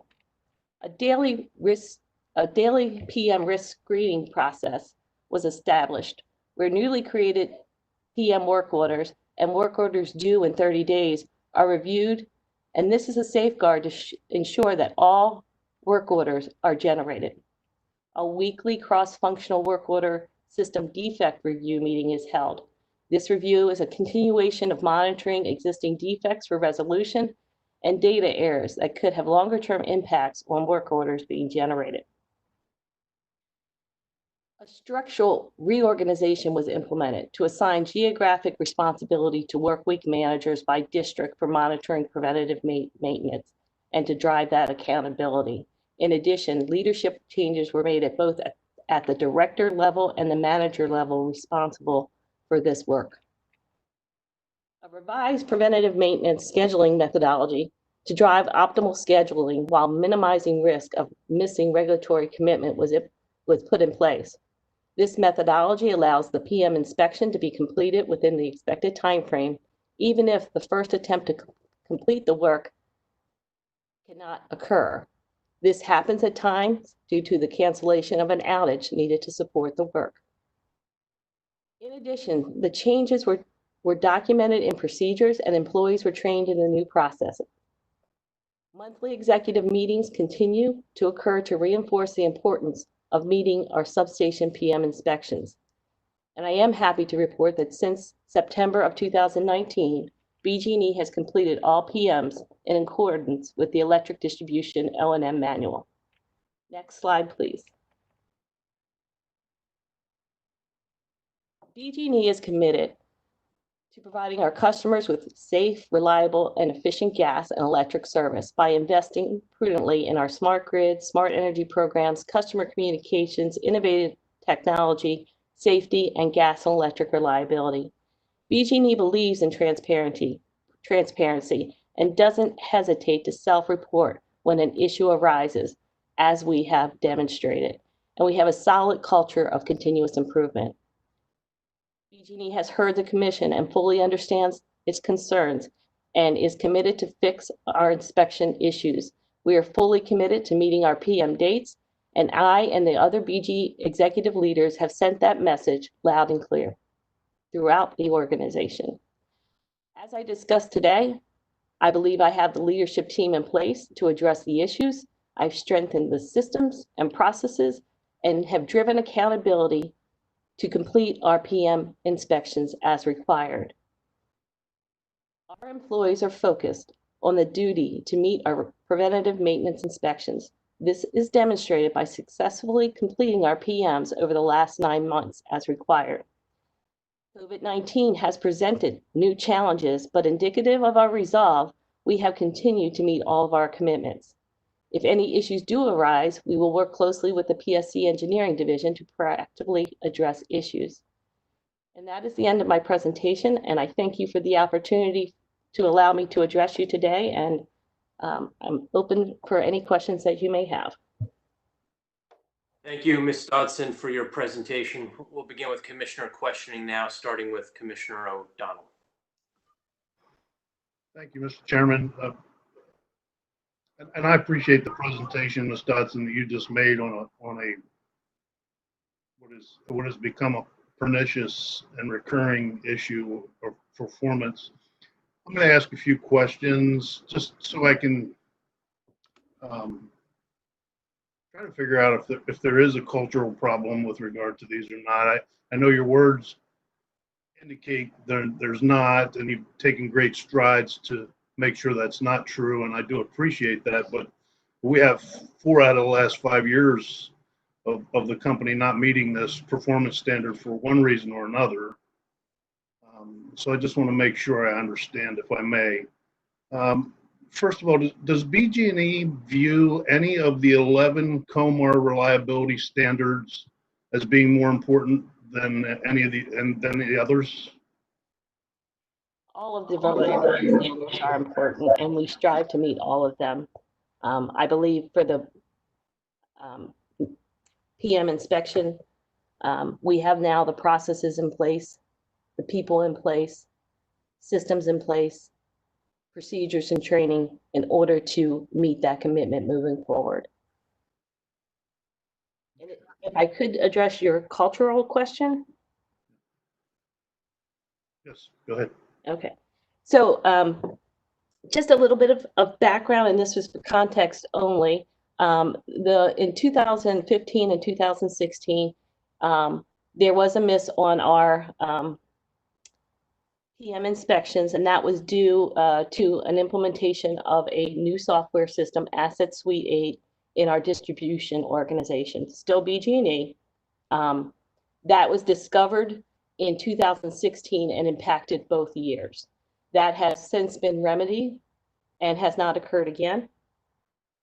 The second set of issues happened in my organization.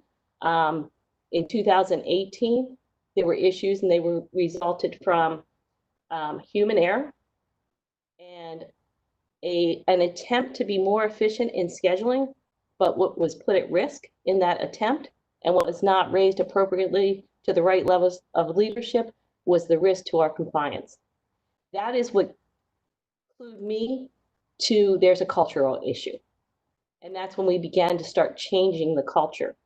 And part of that change resulted in a change in leadership at both the director and the manager level. We have driven home the message repeatedly. We have talked about our performance at my all hands meetings, at unit meetings, at my staff meetings. Anywhere I have that forum, I talk about the culture of compliance, because for two years now, but the premise was 2018 because they were true human error in my mind. That culture has since changed. I see it in the organization. It's driven by my director, Rebecca Ehrlich, and the rest of the leadership team.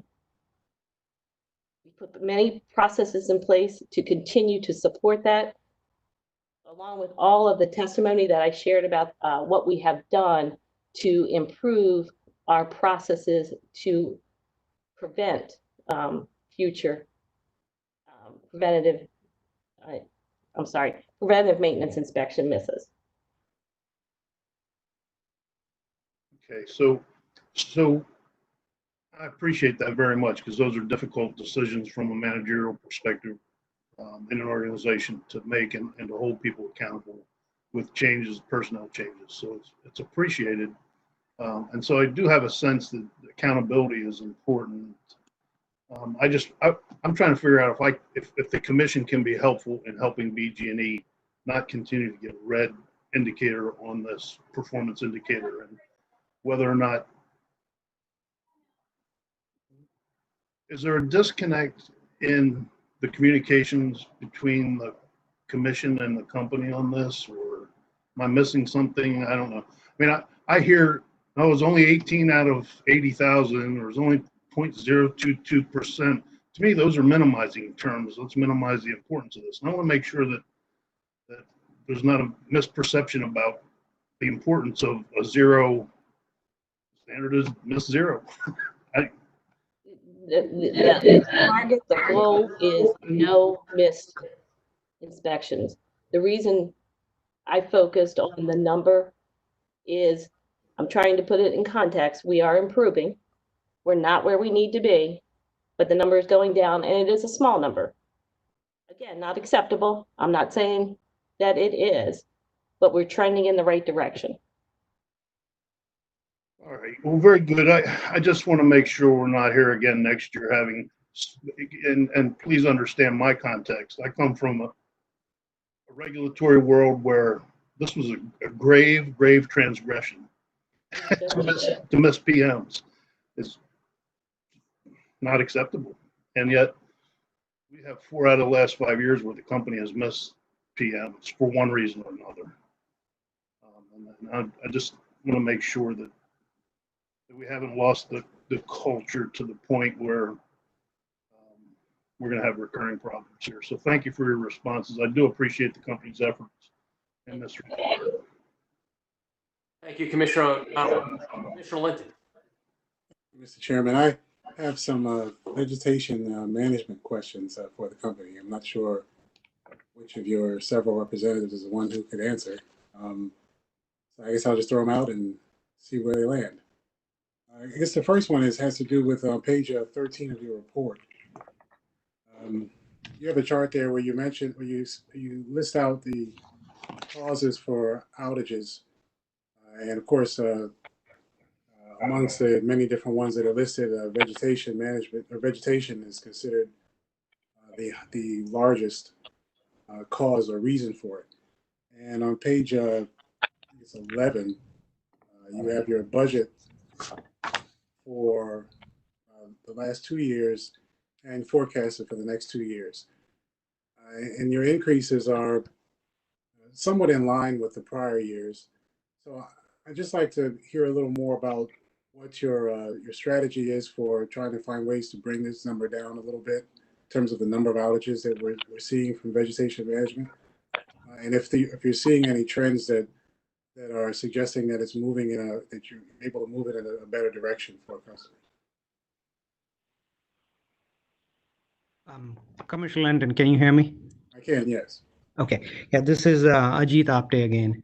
And just to repeat your questions, what I understood, you are interested in the dollar figures between 2019 and beyond, if those dollar figures are going to come down.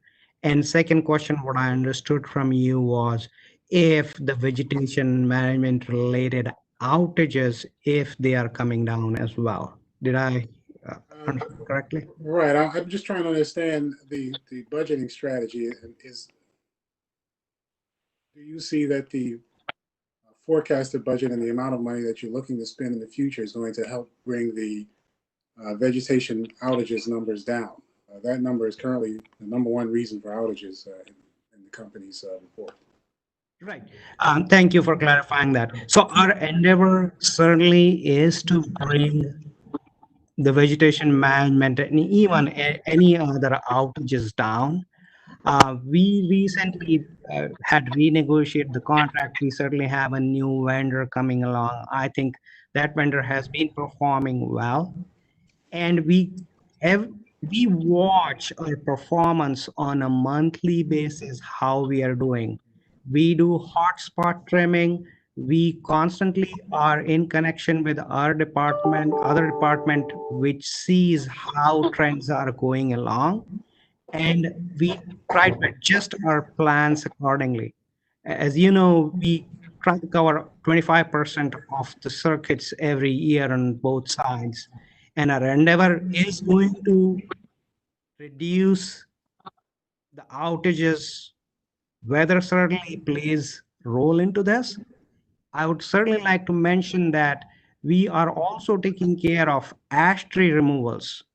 And we actually have increased budget for our ash tree removals in our plan so that we can remove ash trees and reduce any outages because of that.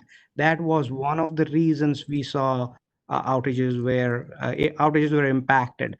So hope that answers your question. If you have any further clarifications, please do let me know. I think that helps. I'm glad to hear that there's been some expansion of it at least, and renegotiating the contract should help to clarify some things too. So my second question, it's somewhat is related, but somewhat of a follow-up. On page 22 of your report, under section 2F, you mentioned your challenges that the company has regarding removing trees or limbs, but not being able to do so because you can't receive cooperation from a customer. And you don't include any data about that in the report because according to your report, I guess it's voluminous. I was hoping or wondering if you could characterize for me what this impact is within the context of your overall vegetation management effort. Are we talking about a significant number, or is this just a small number overall? And so just help me give me some context regarding this section of your report. Good question. So for custom refusals, we always come with a target, and I can speak to 2020 numbers. The refusals in 2020 year to date have been less than target. So we do not really anticipate, even in future, any impacts due to customer refusals for any vegetation management, removals of trees and limbs and everything else. So has there been any effort to compare the refusals to the amount of outages that you're incurring? In other words, are we having outages because customers aren't letting you trim trees? I know this has been an issue for many years. I'm just curious if it's still an issue. We'll have to track that down to the lowest level, how much refusal versus how many outages. I'll have to see, and if we have any numbers, we can absolutely share that. Okay. All right. I appreciate that. And I guess in the future, some explanation or context regarding in this particular section, it encourages us to visit BGE if like more data, which I'm certainly happy to do, but under the current circumstances, for example, that wouldn't be possible. But it'd be helpful just to have some context around what's actually happening there. Understood, and we'll take that into account for future references. I appreciate the input there. Thank you. Thank you, Mr. Chair. Thank you, Commissioner Linton. And thank you to the BGE team for their presentation today. Seeing no additional questions, we're now going to move to the presentation from the folks at Potomac Edison. Good afternoon, Mr. Chairman and Commissioners. My name is Jeffrey Trout. I'm counsel to the Potomac Edison Company. We do have a presentation today, and it will be made by 3 people whom you have heard from on a number of prior occasions with respect to these issues. They are James Sears, our President of Maryland Operations, Donald McGettigan, our Director of Operation Services, and David Bedard, who is our Supervisor of Reliability and Asset Management. And Dave drew the short straw, so he's going to run the slides. And as usual, what we will do is move quickly through our slide deck, and we are primarily here today to answer your questions. With that, I'm going to turn it over to Mr. Sears. And thank you, Mr. Trout. Ms. Dodson, you're still sending feedback. If you could mute. Thank you. Mr. Sears. Thank you, Jeff. Good afternoon, Mr. Chairman and Commissioners. Appreciate the opportunity to be here today, and I'll start off with a brief summary of our performance, and then Don McGettigan is going to go into detail on the reliability side of things. 2019 was a big year for numerous storm events across our service territory, none of which reached a level of a major outage event under the previous definition that we had before moving to the IEEE methodology. As a result of the storm activity, Potomac Edison failed to meet its SAIDI, and service restoration standards for last year. We were able to meet the government agency responder guarded down wire utility standard, which was revised from the 4-hour response to a 3-hour response in 2019. And we also continued our trend of improving our customer communication performance in those metrics. Dave, if you would, yeah, thank you. Again, we did meet the down wire response, as you can see within our table here, with 97.75% 4-hour and then a 93.94% versus the 3-hour standard, which was better than the, both results better than the standard. That summarizes the performance. I'm going to turn things over to Don McGettigan to review in detail the reliability factors and also our corrective action plan we submitted. Good afternoon, Commissioners. As you can see on the slide that we have up there now, and as Jim mentioned, we had a very, very busy storm year last year. So we experienced 22 storms in 2019, 4 of which were very significant and accounted for 22% of the customers that we interrupted in the year. Just for reference, if you look at the 4 years previous to that, we usually had that average there is 12.75. So it's about a 41% increase in the storm activity over what we had experienced in the most recent years. The other thing that we'll talk a little bit about some of those in the future slide. The other thing that we had was the amount of rainfall that we had in both 18 and 19. Increased ground saturation, and we have a slide that sort of addresses that as well. If you look at the right hand of the slide, the 2 charts there, you see SAIDI on the top, SAIFI on the bottom. The dashed line is, we take the Maryland standard and plot out based on history where we expect to be against that curve throughout the year. The blue line is the 2018 performance, and then the red line is 2019. And you can see the effects of the very first big jump in the red line up in SAIDI. That's the ice storm that we previously talked to the commission about, and the delays that go with restoring that kind of environment. But you can see sort of 2 things by looking at that. You can see the effects of all the individual storms in there. And then secondly, you can see just in the SAIFI graph in particular, just a little bit steeper curve throughout the year, which was driven primarily by the soil saturation. Dave, if you can go to the next slide for me. All right, so a little overview of the storms. As I mentioned, we had about 22% of the customers affected throughout the year were in relation to 4 storms. The first one was Winter Storm Maya, which was primarily an ice storm, affected about 9% of our customers. So a little bit under the 10% requirement for exclusion. Winter Storm Kiana was in February as well, and that was mostly a windstorm, affected about 8% of our customers. In July, we had a thunderstorm cells that came through, affected about 6% of our customers.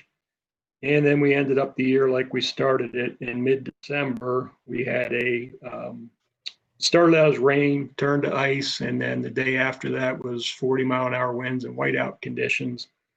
And that storm affected 8% of our customers. It was primarily located in Garrett and Allegheny counties out in the western part of our territory.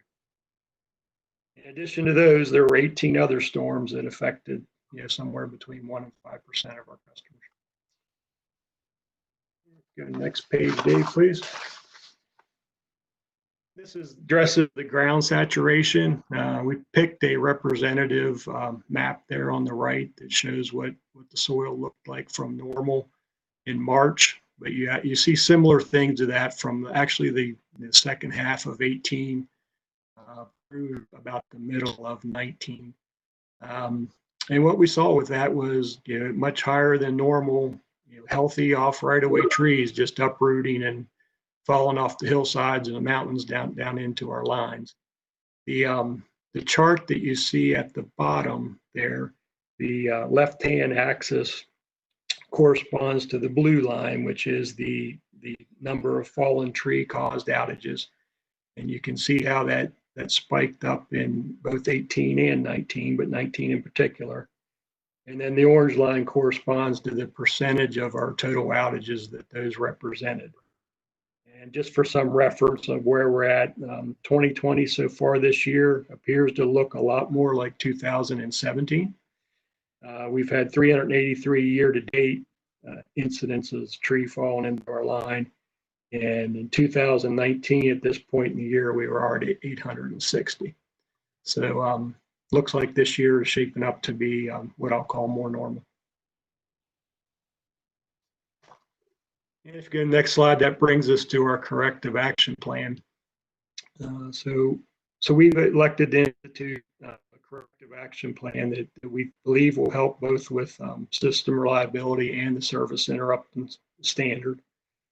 We've elected beginning next year to transition our vegetative management system from 5 years to 4 years, try to mitigate the risk of tree-caused outages, particularly during years such as 2019, where we have a lot of impactful storm activity. We believe that'll not only bolster the performance during years like that, but we believe it will help us to meet our standards in the future. And then lastly, I'd like to say in reading the reports from both staff and the Maryland's Office of People Counsel, we appreciate both of them supporting the CAP as well. With that, I will turn it back to Mr. Sears, please. Thank you, Don. The next slide summarizes our interaction with the customer communication work group. We appreciate the ability to participate in this. It's a good work group. Mr. Lowe with staff summarized that very thoroughly, and this is just again basically repeats out those. So we'll move on to the next slide. We continue to attain high levels in overall customer communication performance, and our trend continues. You can see in the table, our calls answered in 30 seconds. We continue to make improvements, and our abandoned call rate likewise continues to improve versus the standards. And finally, we got one more slide to go here. Again, staff and Mr. Borkowski did indicate the major outage event plan as part of our service interruption standards and corrective action plan. Potomac Edison will provide, and we are working on an update to that, which we will submit by the end of this calendar year. Again, there we had discussion at staff's report on the changes to distribution planning and capital budget creation that OPC referenced. and Potomac Edison believes that there's significant benefit to capital investments for reliability and resilience purposes, and do not agree with the creation of the stakeholder engaged process. And then finally, on the comment regarding our underground replacement program, it's operating exactly as approved by the commission per the rate case. There is, and I'll give an example from the statistics that were made, we believe misstated.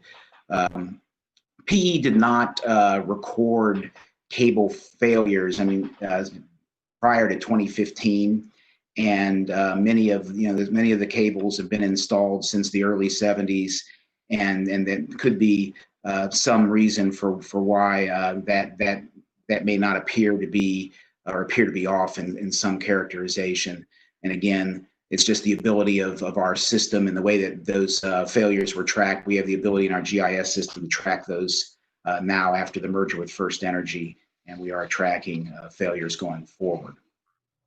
With that, that concludes the formal presentation, and the team is happy to take any of the questions at this time. Thank you, Mr. Sears, for the presentation.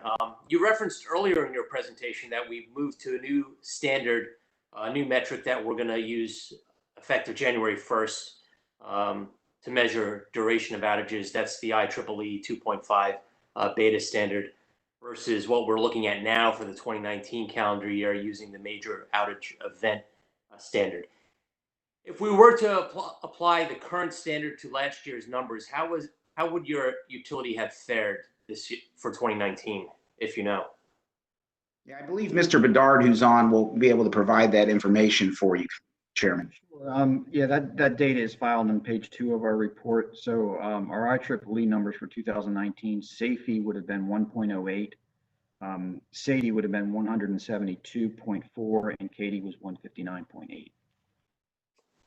Okay, so under the current metrics, you would have fared a little better than the MOE standard. Correct. We still would have missed the standards, certainly for SAIDI, because it really was a stormy year all around, even regardless of the standard you use. But we would have fared much better. I think it was 9 days we were excluded from IEEE last year. Thank you for that. Do commissioners have questions? Commissioner O'Donnell. Thank you, Mr. Chairman. Mr. Sears, I wanted to ask you, during Mr. Lowe's presentation on the customer communications work group, there were a couple footnotes that actually humored me a little bit, but I wanted to ask you to kind of explain, if you would. It said something to the effect of, "We'll do this if you order us to," in this order. And if they're best practices and they were consensus, why we'll do this if you order us to, kind of posture? I'll probably, Commissioner, I'm going to answer, and then I'm going to bounce you to Mr. Trout, who may have a little more detail than I do. It's my understanding that those two items that are listed would require either the way our system works or basically would require a lot of rework and or cost to implement versus the perceived value. And that's the primary reason, but I'll let Jeff, or at least as I understand it, I'll let Jeff add any comments if he feels they're useful.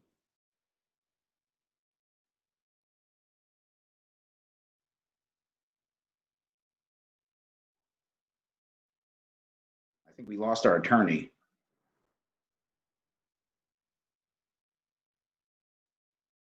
I hit the wrong button. The other thing I can add to that. Sorry. I went for red is on as opposed to red is off. Yeah, Commissioner, I can speak to that because I was an active participant in each of the meetings of the work group where those topics were discussed. On those two particular items, there is some cost and redesign factor, as Mr. Sears mentioned. On the other hand, we are doing at least one of those things already. By we, I mean First Energy in this instance. Potomac Edison is not, but First Energy's New Jersey affiliate is doing one of them. And we determined early on that Potomac Edison could do both. The reason we are not currently doing them, and the reason why we would want commission direction to do them, as opposed to what we are doing now, is because they involve an unsolicited outreach to a group of customers. What Potomac Edison does now is, if a customer tells us that they want those kinds of communications, any kind of customer, not just a vulnerable customer, any kind of customer tells us they want those kinds of communications in relationship to a prospective storm, we do that now. We reach out to them. But what we don't do now is reach out if the customer has not told us that that's available. And we make known to them the fact that they can get these contacts if they ask for them. But we don't affirmatively people or ping people that haven't asked. And the changes here are associated with affirmatively reaching out, whether asked or not, to a particular group of customers. And we concluded we can do that. There are benefits and detriments to doing that. The benefit is that people who might want the information or benefit from the information but haven't asked to be contacted will now be contacted. The detriment is that people who might not want to be contacted will nonetheless get contacted. And so given that need to offset the benefits with the potential detriments and customer relationship issue associated with calling people up or sending people texts that are unsolicited, not to put too fine a point on it, we wanted to kick that to you all to decide. And we are able to do it, we're willing to do it, but we want you to be the one to tell us that you affirmatively want us to do it, because right now we are reaching out to everybody who has told us they want it. And with these two additional practices, we would be reaching out to people who have not told us they want it. Mr. Trout, That's the explanation. thank you for that, and thank you for your frankness. I always appreciate that very much. And thank you as well, Mr. Sears. Thank you. Commissioner Herman. Thank you, Mr. Chairman. I was going to ask a similar question to Commissioner O'Donnell, but Mr. Trout, is cost an issue associated with this best practice, or is it all, in your view, the concern with customers being unhappy with the communication? There is a cost associated with it, not some with the tracking, but maybe some programming cost associated with it. It's not the material consideration. It's really trying to balance between how many customers you benefit against how many customers you might annoy by unsolicited contacts.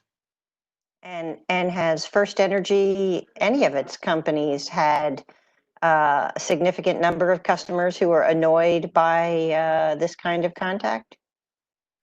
The only place where we do this is in New Jersey, and I don't know that we have gotten, I don't really know one way or another what the level of complaints are. I know that our call center managers highlighted that as an issue, but what the data underlying that is, I do not have.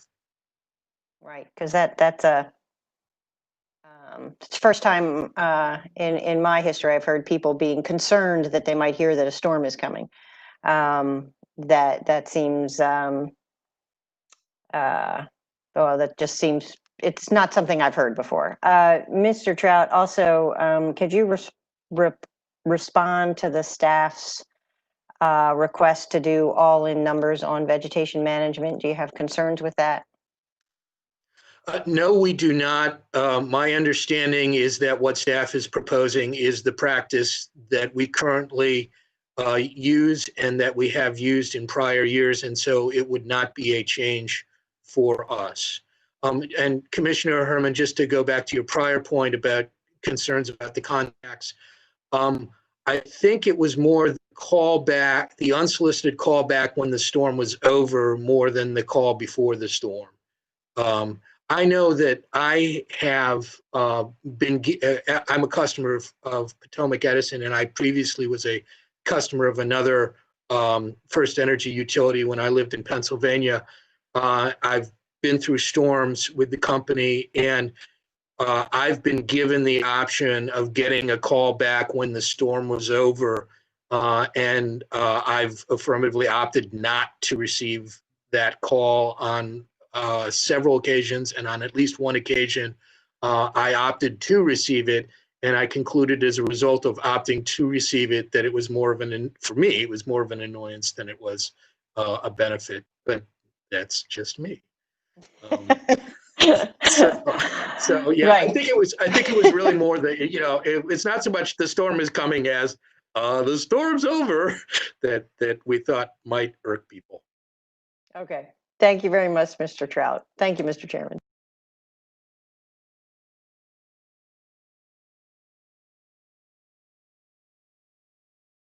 Mr. Chairman, you're muted. Commissioner O'Donnell, seeing no additional questions for the panel at Potomac Edison, thank you for presenting today. We'll now move to the Southern Maryland Electric Cooperative. Mr. Schneider.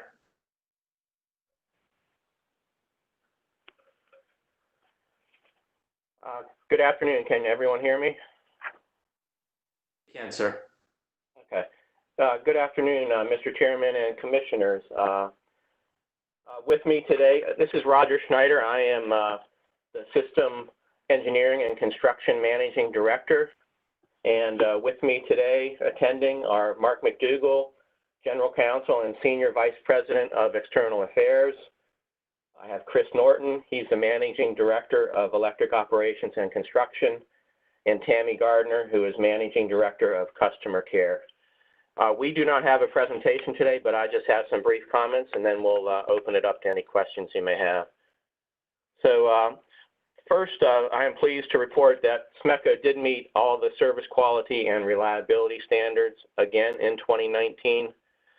And those include the reliability indices standards, the poorest performing feeders, the multiple device activations, the service interruption standards, down wire response, customer communication, and vegetation management.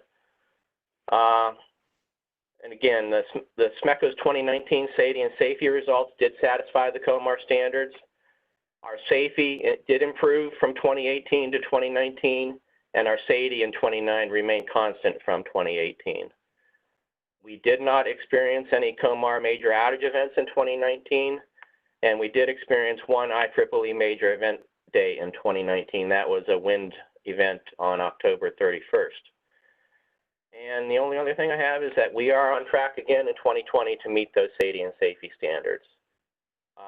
With that, we are available to answer any questions you may have. Thank you, Mr. Schneider. I recall last year we had a lot of problems with large pine trees falling on your lines. What steps have been taken to remedy that concern? Again, we continually focus on the types of trees, and I think primarily that's been an issue in our Western Charles County part of our service territory. We do focus on that, and we continue to focus on that. So I don't know, we've made any more strides. I guess the storms weren't too bad last year, so we didn't really see if any of our efforts had made we had any effect from our efforts. Okay. Well, I recall that particular type of tree had an impact on your system that caused you in 2018 to go into the red on some of the metrics. But, well, yeah. Good news last year. Thank you. Commissioner O'Donnell. Mr. Chairman, I really don't have a question, but I want to take a point of personal privilege, if I may.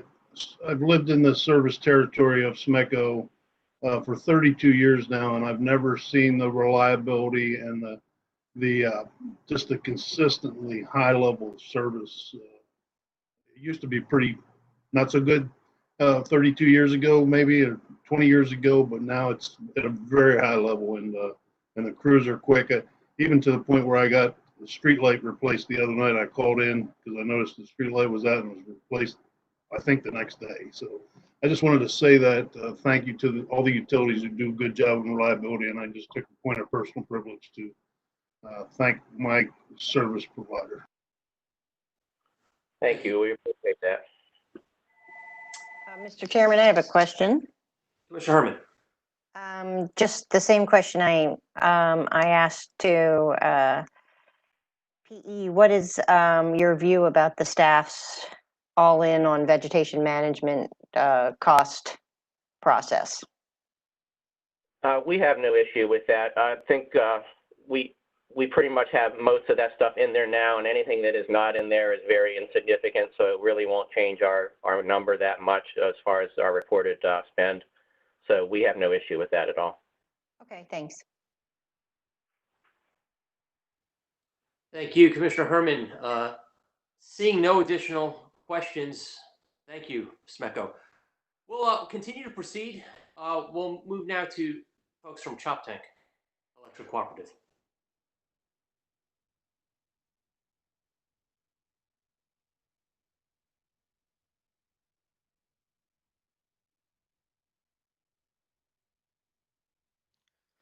Good afternoon. This is Tiffany Troutman. Can you hear me? Yes, we can, Ms. Troutman. Okay. Good afternoon, Chairman and Commissioners. Tiffany Troutman, Manager of Finance and Regulatory Affairs for Choptank Electric Cooperative. My last name is spelled Trautman. Also present today are Sarah Dahl, General Counsel, Leroy Sverduk, VP of Engineering Services, Brian Hall, Vegetation Management Coordinator, Tom Tyndall, Member Services Administrator, and Billy Davis, Supervisor, Member Service Center. On April 1st, 2020, Choptank Electric Cooperative filed its annual performance report. Choptank reported meeting both SAIDI and SAIFI standards for 2019, with a SAIFI of 1.13 and a SAIDI of 142.2. Choptank did not have any poorest performing feeders for 2019. Additionally, Choptank satisfied service restoration requirements and both downed wire response standards. The customer communications standard was satisfied, and Choptank also participated in the customer communications working group. It was noted in the customer communication working group final report, Choptank is unable to track the percentage of successful VI notifications. The company reevaluated this process, and we are able to track successful VI notifications going forward. With respect to vegetation management, our program is on year 2 of 5, with approximately 62% of total system trimmed since the beginning of the cycle. It agrees to adopt staff all-in vegetation management definition. We do agree with the preceding utilities that clarification regarding this definition is necessary. Lastly, as a result of the Commission's order on September 6, 2019, Choptank began separately tracking outages attributed to the overhead transformer replacement program. Mr. Sverduk and Mr. Hall are available for further questions. Thank you, Ms. Troutman.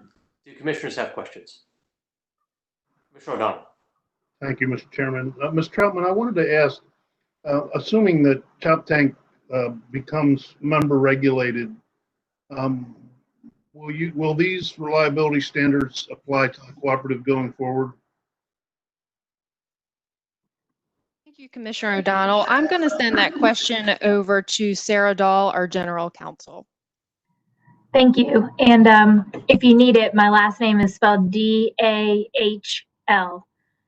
Commissioner O'Donnell, we are still in the process of evaluating what will or will not be applicable to us under member regulation. As you probably know, the Maryland Code sections applicable to a member regulated co-op are outlined in the bill that was passed in 2019 or in 2020, but given that we have not yet actually held the vote and know whether we will or won't be member regulated. We don't have that answer at this time. But assume that you will have the vote and assume that it's positive. Will you continue to be under these COMAR standards or not? We have not completed that evaluation yet. So you're going to go into a vote on what state standards apply and don't apply and not know the answer to that?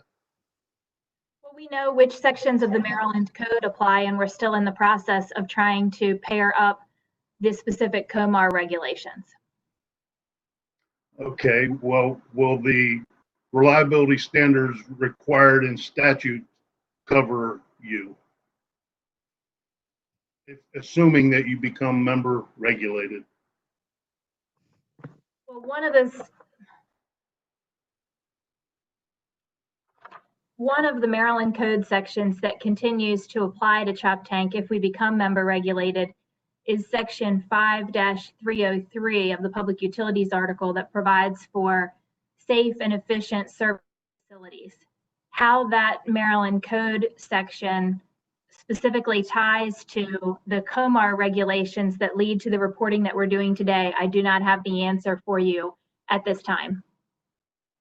Okay, I'm gonna request that if I might, Mr. Chairman, if the commission agrees, I'd like to have that answer provided by Choptank that I just asked that they can't respond to.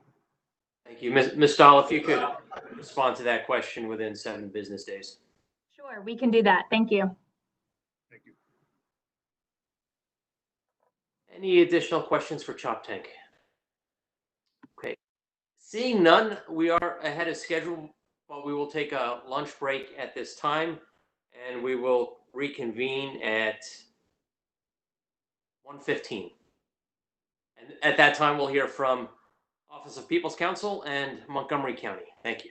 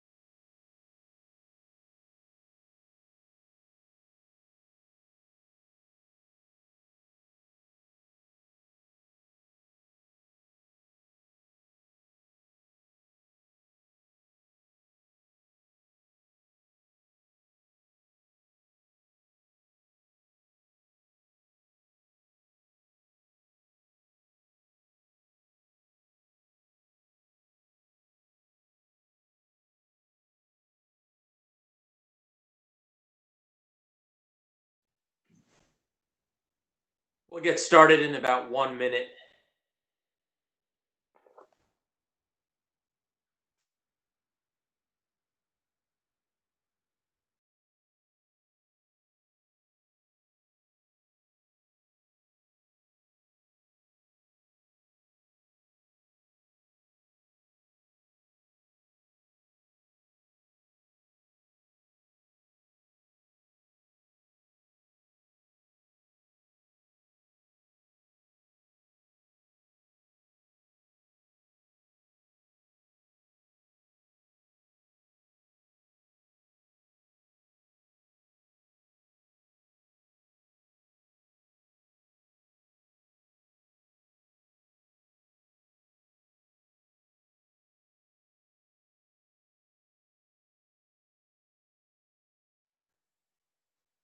All right, good afternoon.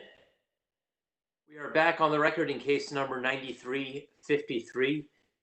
The utilities have concluded their presentation, and now it's time to turn to the two comments that were filed by Office of People's Counsel and Montgomery County. We'll begin with counsel for Office of People's Counsel. Thank you, and good afternoon, Mr. Chairman and Commissioners. My name is Jacob Auslander, and I'm appearing on behalf of the Maryland Office of People's Counsel. I have here with me today, virtually, Dennis Stevens of the Wired Group, and I plan to briefly summarize the ultimate recommendations OPC has included in this year's comments, and then I'll turn it over to Mr. Stevens to address some of the specific items that we included in our comments this year. And afterwards, Mr. Stevens and I will be available for any questions that you may have. So as the Commission is aware, in previous year's comments, OPC has mentioned its concern with the level of capital investment Maryland utilities are making in the name of reliability and resilience. We believe that stakeholders currently lack an adequate understanding of the capabilities, technologies, costs, benefits, requirements, risks, and trade-offs associated with various reliability projects. In short, we're concerned that reliability investment is currently being made without a coherent analysis of the cost effectiveness of those investments. We note that while grid investment decisions have traditionally been within the purview of the utilities, those investments have historically consisted of those required to accommodate load growth. And as such investments were non-discretionary, the consideration of optional investments to secure specific outcomes is a recent phenomenon. With the increased size of reliability and resilience-related investments, particularly by the investor-owned utilities, this only adds to the need for increased stakeholder education, consideration, and input regarding such investments. We note that the Commission can always deny cost recovery of grid investments due to lack of prudence, but in practice, we believe that this is rare, not just in Maryland, but across the U.S. And while there are many reasons for this, one of the biggest is that there are no established norms, guidelines, requirements, or other policies or processes established for the examination and evaluation of reliability and resilience spending. Not only is there no requirement that the economic benefits of reliability and resilience spending exceed costs, currently there's not even an agreed upon protocol for estimating a reliable value for reliability benefits. And there can be no reasonable evaluation of the cost effectiveness of reliability and resilience spending proposals without such established guidelines. OPC therefore fears that utilities are effectively making these decisions in a vacuum that does not impose meaningful cost containment concerns on the company's decision makers. A separate concern that we have, although it is connected, is that there's currently a very limited basis for assuming that rate classes value reliability and resilience improvements uniformly throughout Maryland. Instead, OPC believes that residential customers likely value reliability and resilience improvements differently than commercial and industrial customers, and that relative to the residential class, C&I customers may place an outsized value on the avoidance of outages less than 24 hours and are better positioned to self-insure themselves against the costs associated with the risks of service outages. And finally, willingness to pay for reliability and resilience improvements among different customer classes here in Maryland is currently unknown. So for those reasons, we have recommended that the Commission consider a proceeding to create a transparent, stakeholder engaged process for distribution planning and capital budgets outside of business as usual needs. And one of the goals of such a proceeding should be the establishment of standards for spending proposal evaluation, prioritization, and selection. We also believe that the proceeding could include research to estimate the community-wide cost of service outages of various extents and durations. And with that, I'll turn it over to Mr. Stevens to talk about some of the specific items that we included in this year's comments. Thanks, Jake. Good afternoon to the chairman and the commissioners. My name is Dennis Stevens, STEPHENS with the Wire Group. And we have done studies all over the country in several different states, looking at grid plans, grid management plans. And I want to compliment Maryland on the COMAR standards. It's very good. We've looked at a lot of plans in a lot of states and what their requirements are, and we think that Maryland's is exceptional. However, that does not say that it couldn't be improved. There's 4 points that I'd like to make. I'm sorry, did I spell my name? It's STEPHENS, Stevens. My first point is with regard to underground line impact on reliability and resilience. You know, some states prone to hurricane risk are considering undergrounding overhead lines as a way to reduce the risk of multi-day outages following storms. However, independent research indicates that benefits of only 30 cents per dollar invested is reported. This is looking at the Lawrence Berkeley National Lab report 1006394, October 16th, Table 3, which shows that 30 cents on the dollar is all you're able to get. We have done studies and looked at undergrounding, and in almost all cases, we find that undergrounding is not cost effective. Secondly, my second point I'd like to talk a little bit is about the U.S. Department of Energy interruption cost estimator, the ICE tool. I would like to talk a little bit about the deficiencies of the ICE tool.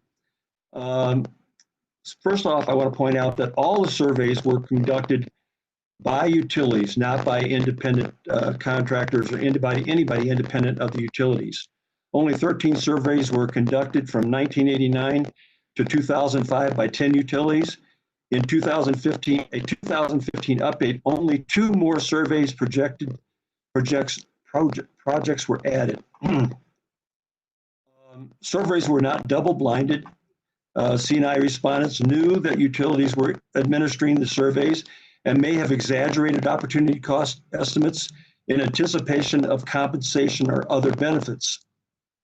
Not only was the data old and responses potentially biased by known surveys identities, the surveys were not geographically representative, nor were they representative of C&I customers. The C&I surveys were only administered to manufacturing and retail customer types, which today represent only a minority of non-residential customers.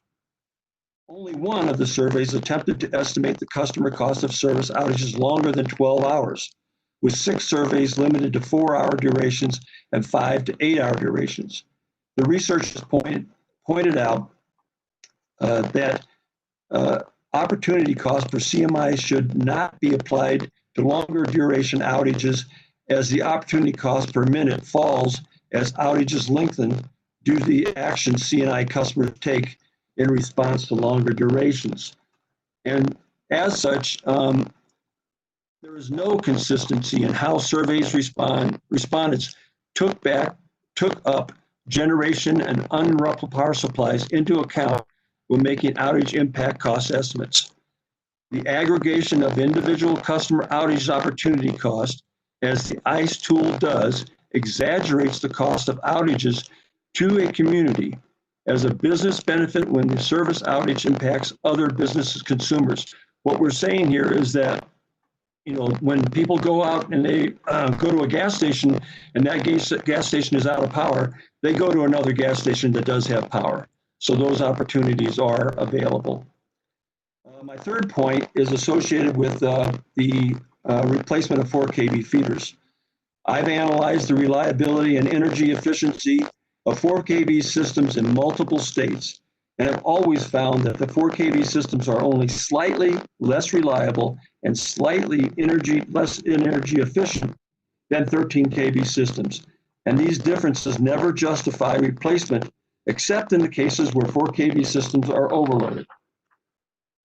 Finally, my last point is associated with stakeholder involvement in the planning process. Utilities often interpret transparency as showing what they did and nothing more. A stakeholder engagement planning process would provide the opportunity for the stakeholders to ask clarifying questions, understand exactly what the utility did, but also allow stakeholders to challenge what the utility did and how they justified their proposals. They can also suggest other tools to be used that would provide further transparency, such as detailed cost-benefit analysis and risk analysis. Additionally, there is no reason that these stakeholder engaged planning processes can't begin in advance of the MYP pilot. In fact, the sooner they start, the more effective they can be. Those are my 4 points, and I would thank the commission. And at this point, Mr. Stevens and myself are available for any questions that the commissioners might have. Thank you, Mr. Auslander and Mr. Stevens. Your comments have taken a different tack than the comments that I previously reviewed back in 2018 and 2019, and I think you adequately explained why, citing the change and perhaps diminishing returns of spending more money to get to a 99% or the elusive 100% targets. We heard some pushback from both the utilities as well as PSC Staff Council today as to perhaps hold this in abeyance. Mr. Stevens just commented on why we shouldn't wait for the first MYR rate cases to be processed. But do you have any more argument in support, or perhaps address some of the comments or concerns you heard earlier today? Just briefly, Mr. Chairman, one point I guess I'd like to make is that I don't think that the type of proceeding and the discussion that OPC is interested in having should not depend on whether a particular utility decides to seek a multi-year rate plan. So while the process might have been adequate for utilities that sought to have a multi-year rate plan approved, it would not address the concerns for any utility that chose not to do it. So I think it's a poor mechanism for having a discussion that should be applicable to all 6 of the utilities. And I also think that the discussion that we're envisioning is not going to be capable of a resolution within a few work group meetings. It will probably be a slog, and therefore the longer we put it off here in Maryland, the longer it will take to have a coherent framework in place. So we would prefer to have that discussion begin as quickly as possible. Thank you.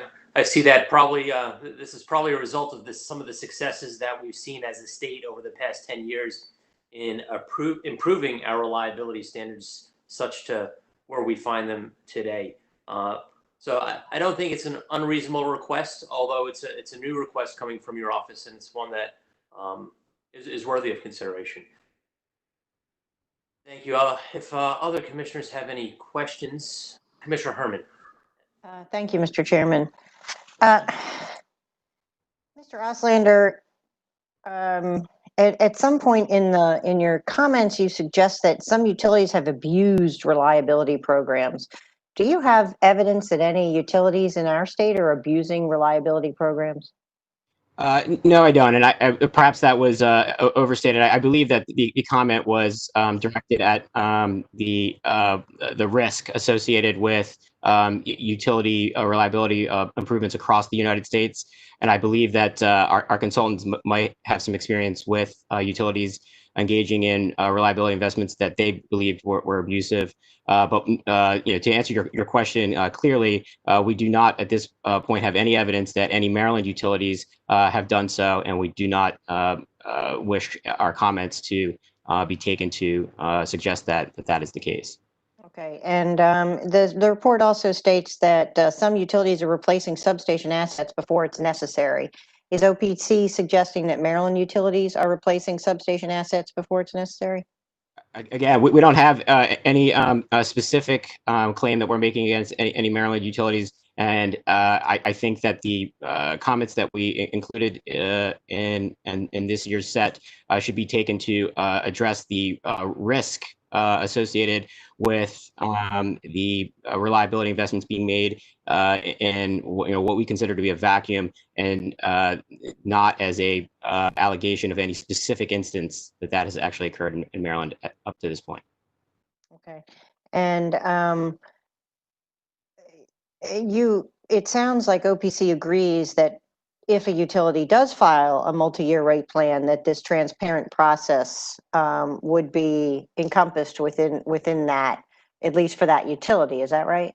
Well, that is my understanding of how some stakeholders believe that the multi-year rate plan process will work, although I also believe that there might be some disagreement or confusion or misunderstanding among the various stakeholders about what transparency means. And so it could be the case that what a utility believes is the transparency that's required in the process was met, and other stakeholders, including the commission, may not agree. So I think it remains to be seen whether or not. Okay, but it's possible, in your view.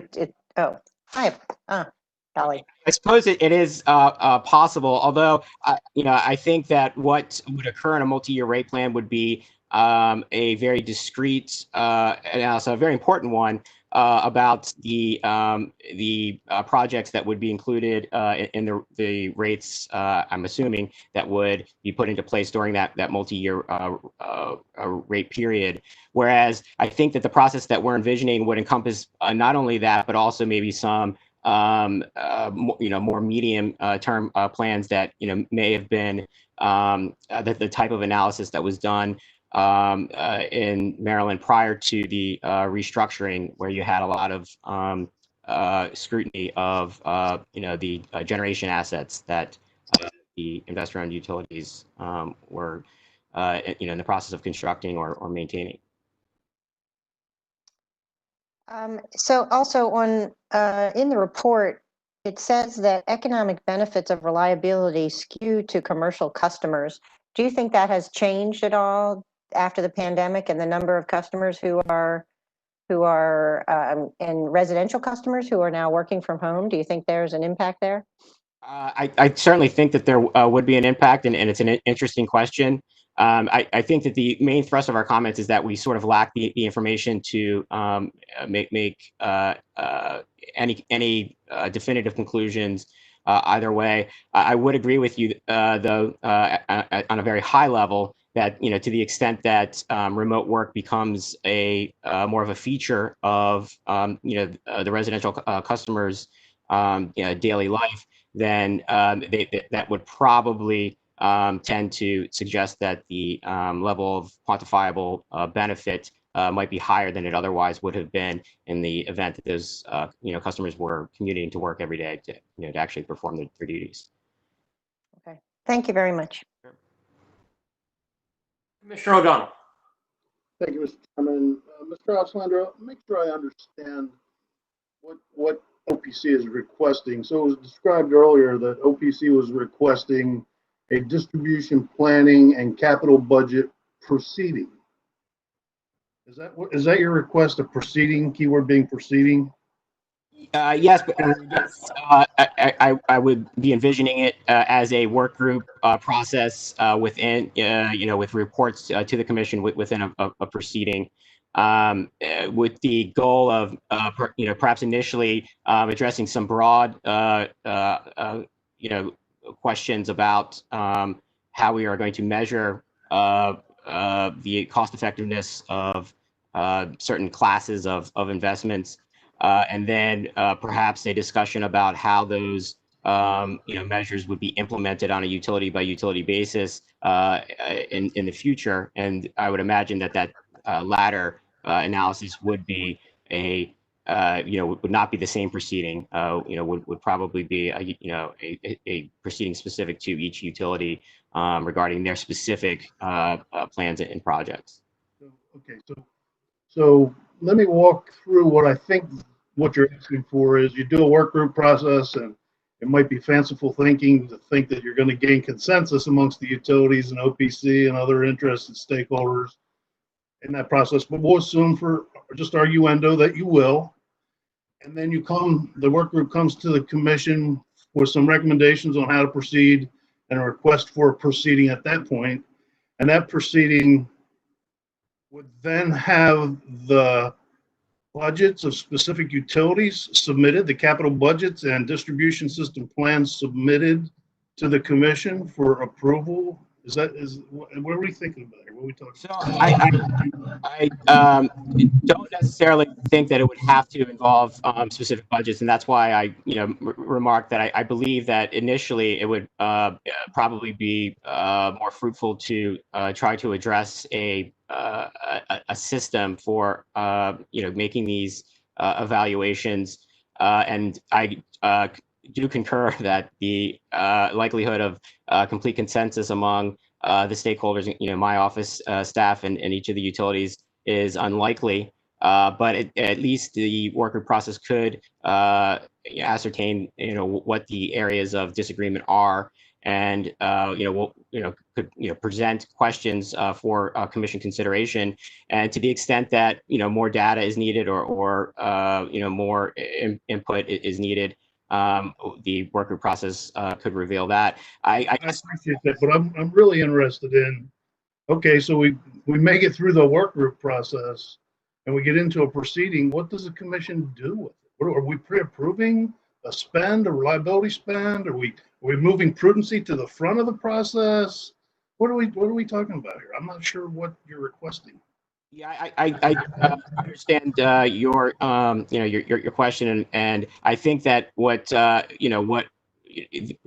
process could involve is certainly we wouldn't be envisioning a process where stakeholders are giving their input on every single line replacement or every rerouting of a circuit within a utilities distribution system. But perhaps when it comes to certain extraordinary investments, perhaps investments that exceed a certain dollar amount, or that have other implications for ratepayers down the line, that would trigger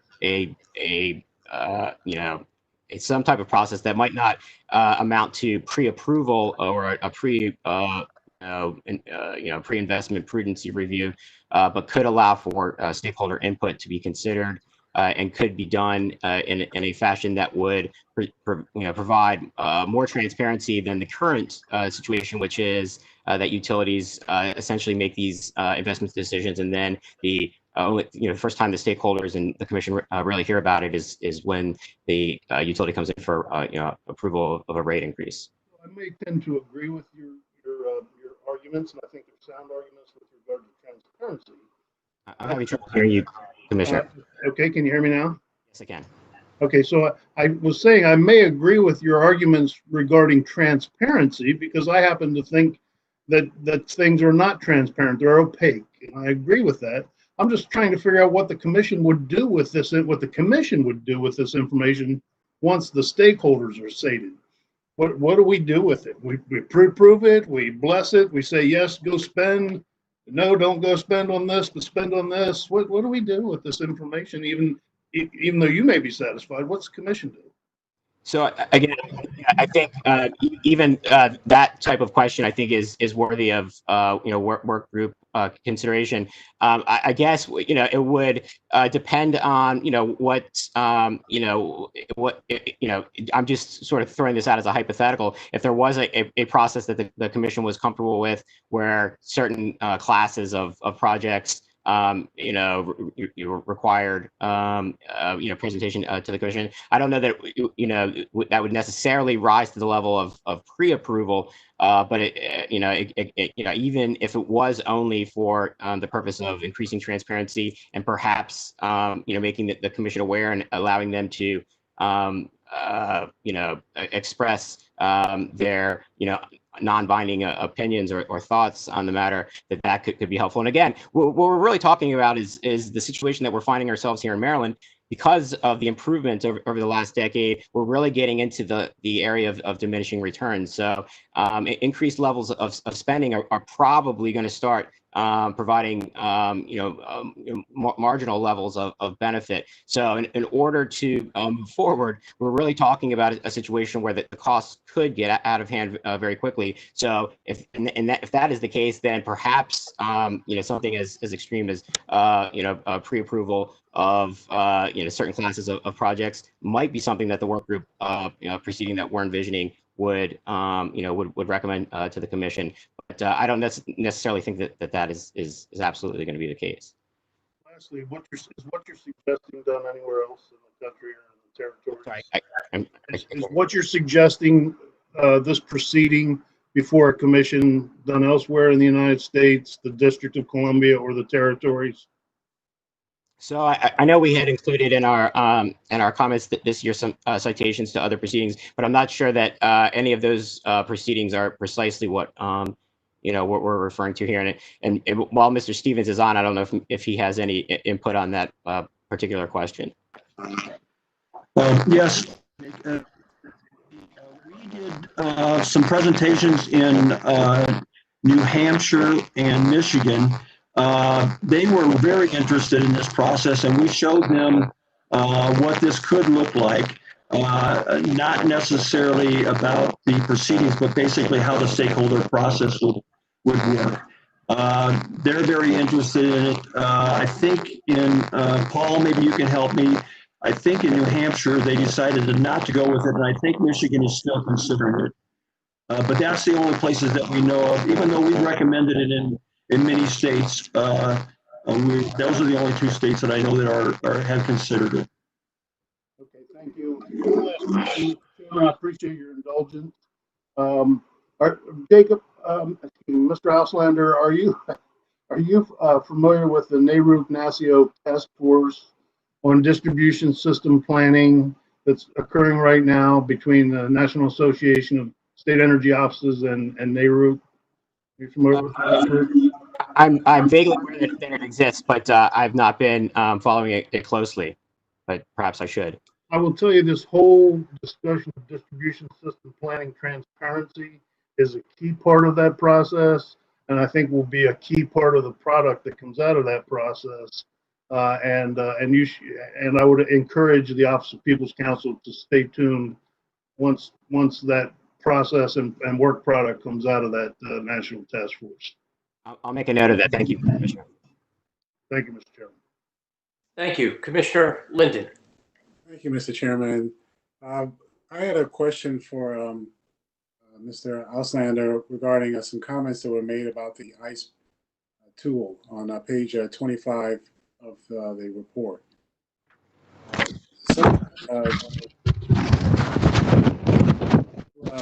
OPC makes the tool inputs are not reliable. Excuse me, the outputs are not reliable because the tool itself has some deficiencies built into it. And you described a evaluation that OPC went through in order to reach these determinations, but you don't tell us what that evaluation process was. So could you give me some insight into how OPC reached some of these conclusions here that they've stated? Yeah, for that specific question, I'm going to ask Mr. Stevens. I'm not sure I understand. To answer that, if you can. Yes. Actually, that's our evaluation was basically just what I went over a little earlier. It's when we looked at the process that was used and looked at the Lawrence Berkeley study.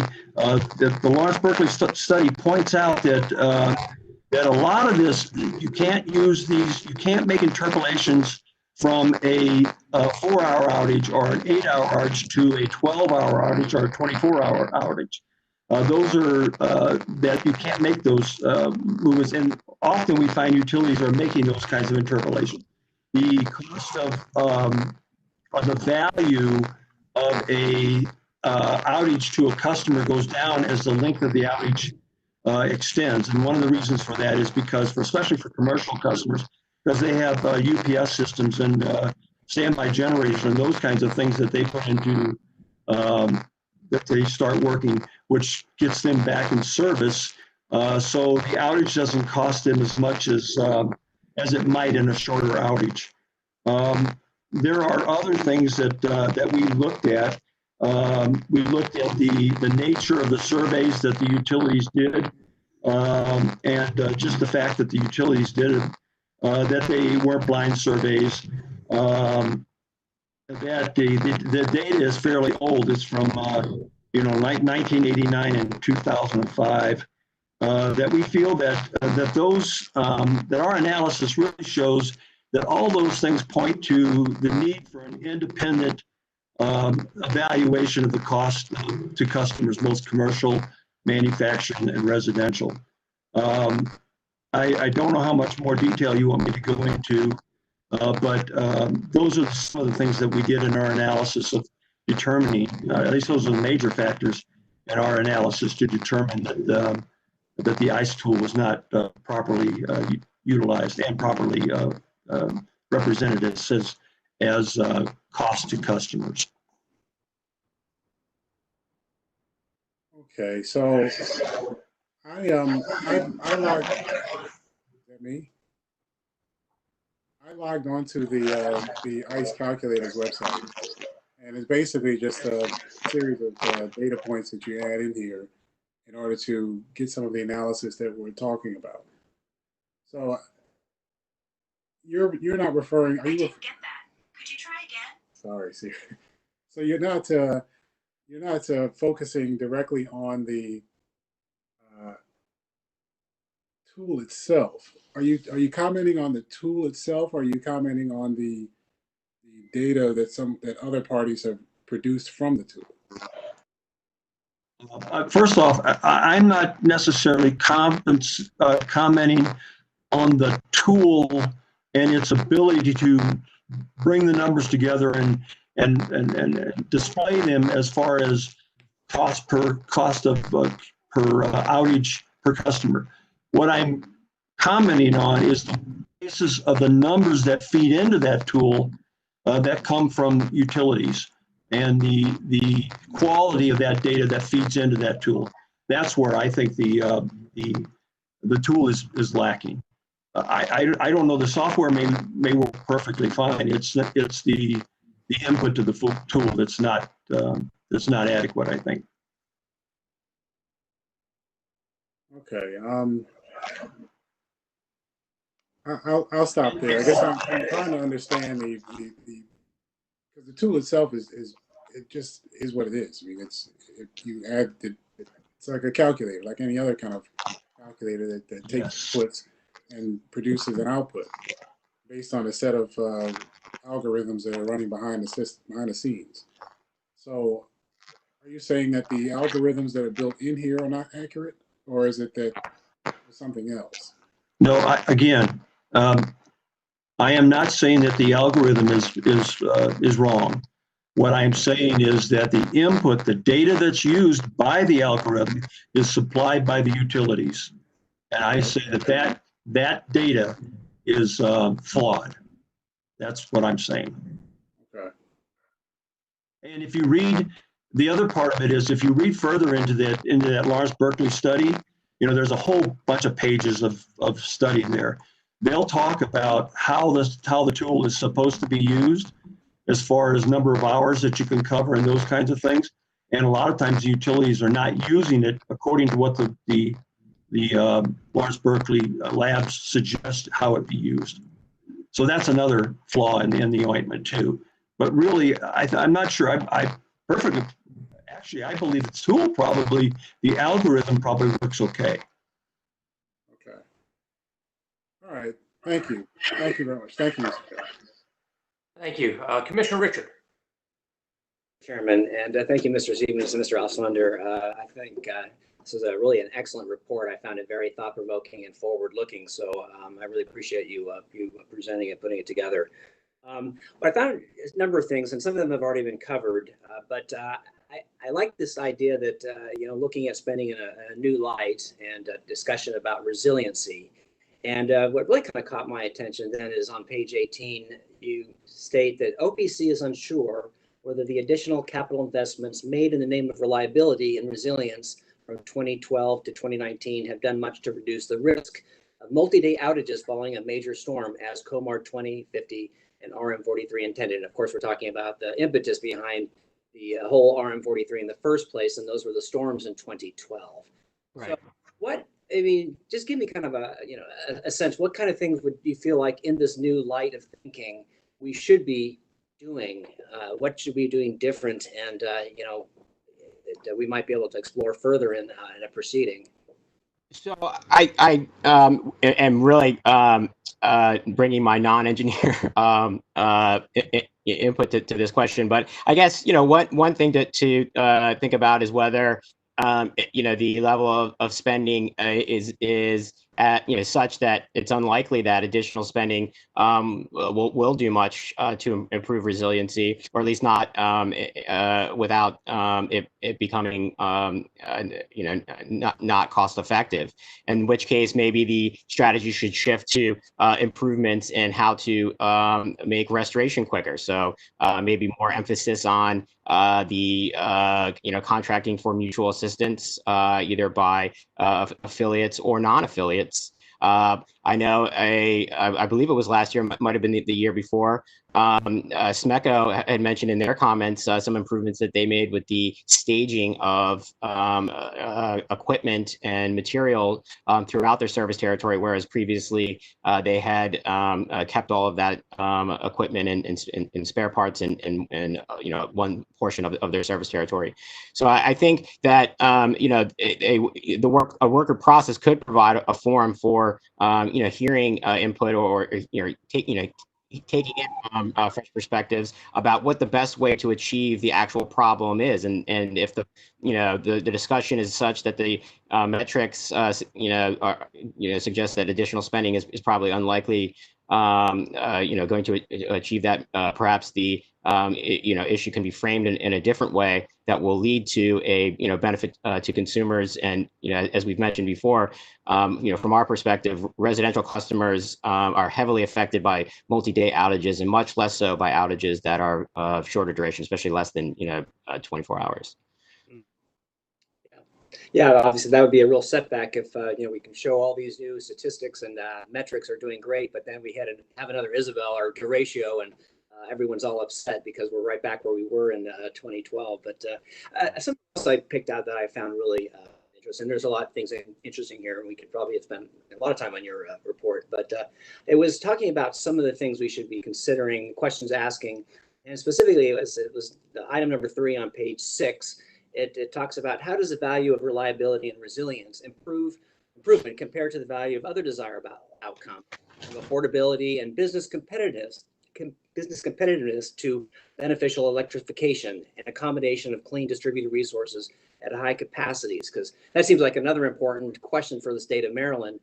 How do how do we bring together two important state priorities, and that is not only the resiliency and reliability of our system, but also promoting our Greenhouse Gas Reduction Act objectives. And one of those that MDE, of course, is promoting is the idea of electrification. So maybe you could help me understand a little more about what is your thinking behind that particular point.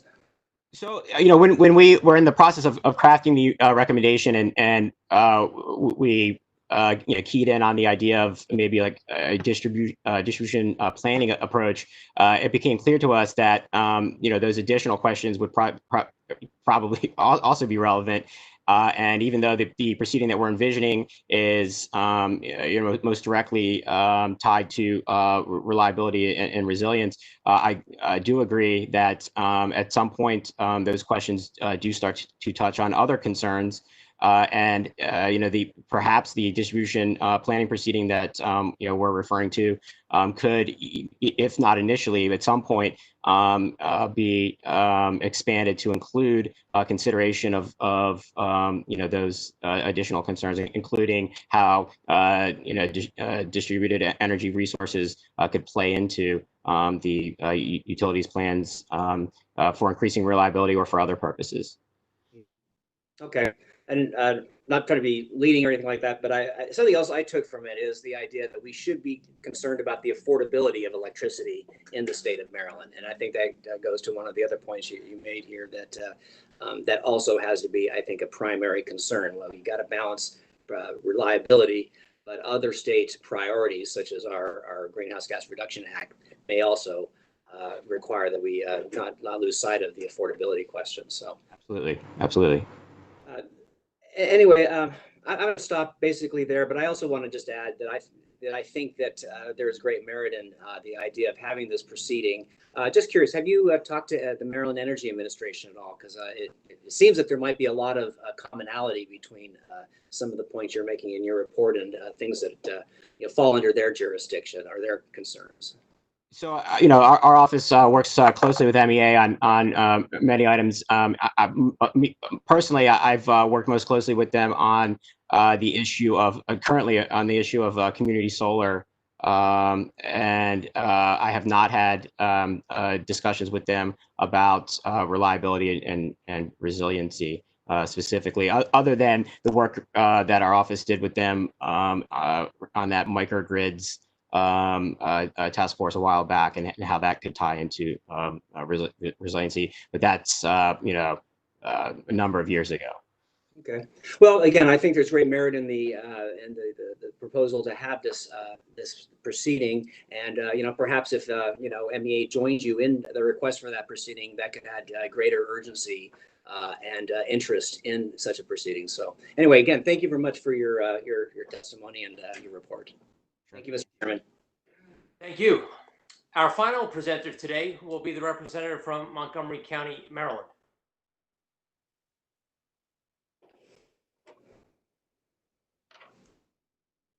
Good afternoon, Chairman, Commissioners. Are you hearing me okay? We are. Great, thank you. For the record, my name is Lisa Brennan, Brennan, Associate County Attorney for Montgomery County, Maryland. Montgomery County filed comments focusing on BGE, Potomac Edison, and Pepco, which are the three electric utilities that serve Montgomery County, as we've done in previous years. I don't have a presentation, but would just like to highlight a few points from our comments, and then we'll be happy to take questions from the Commission.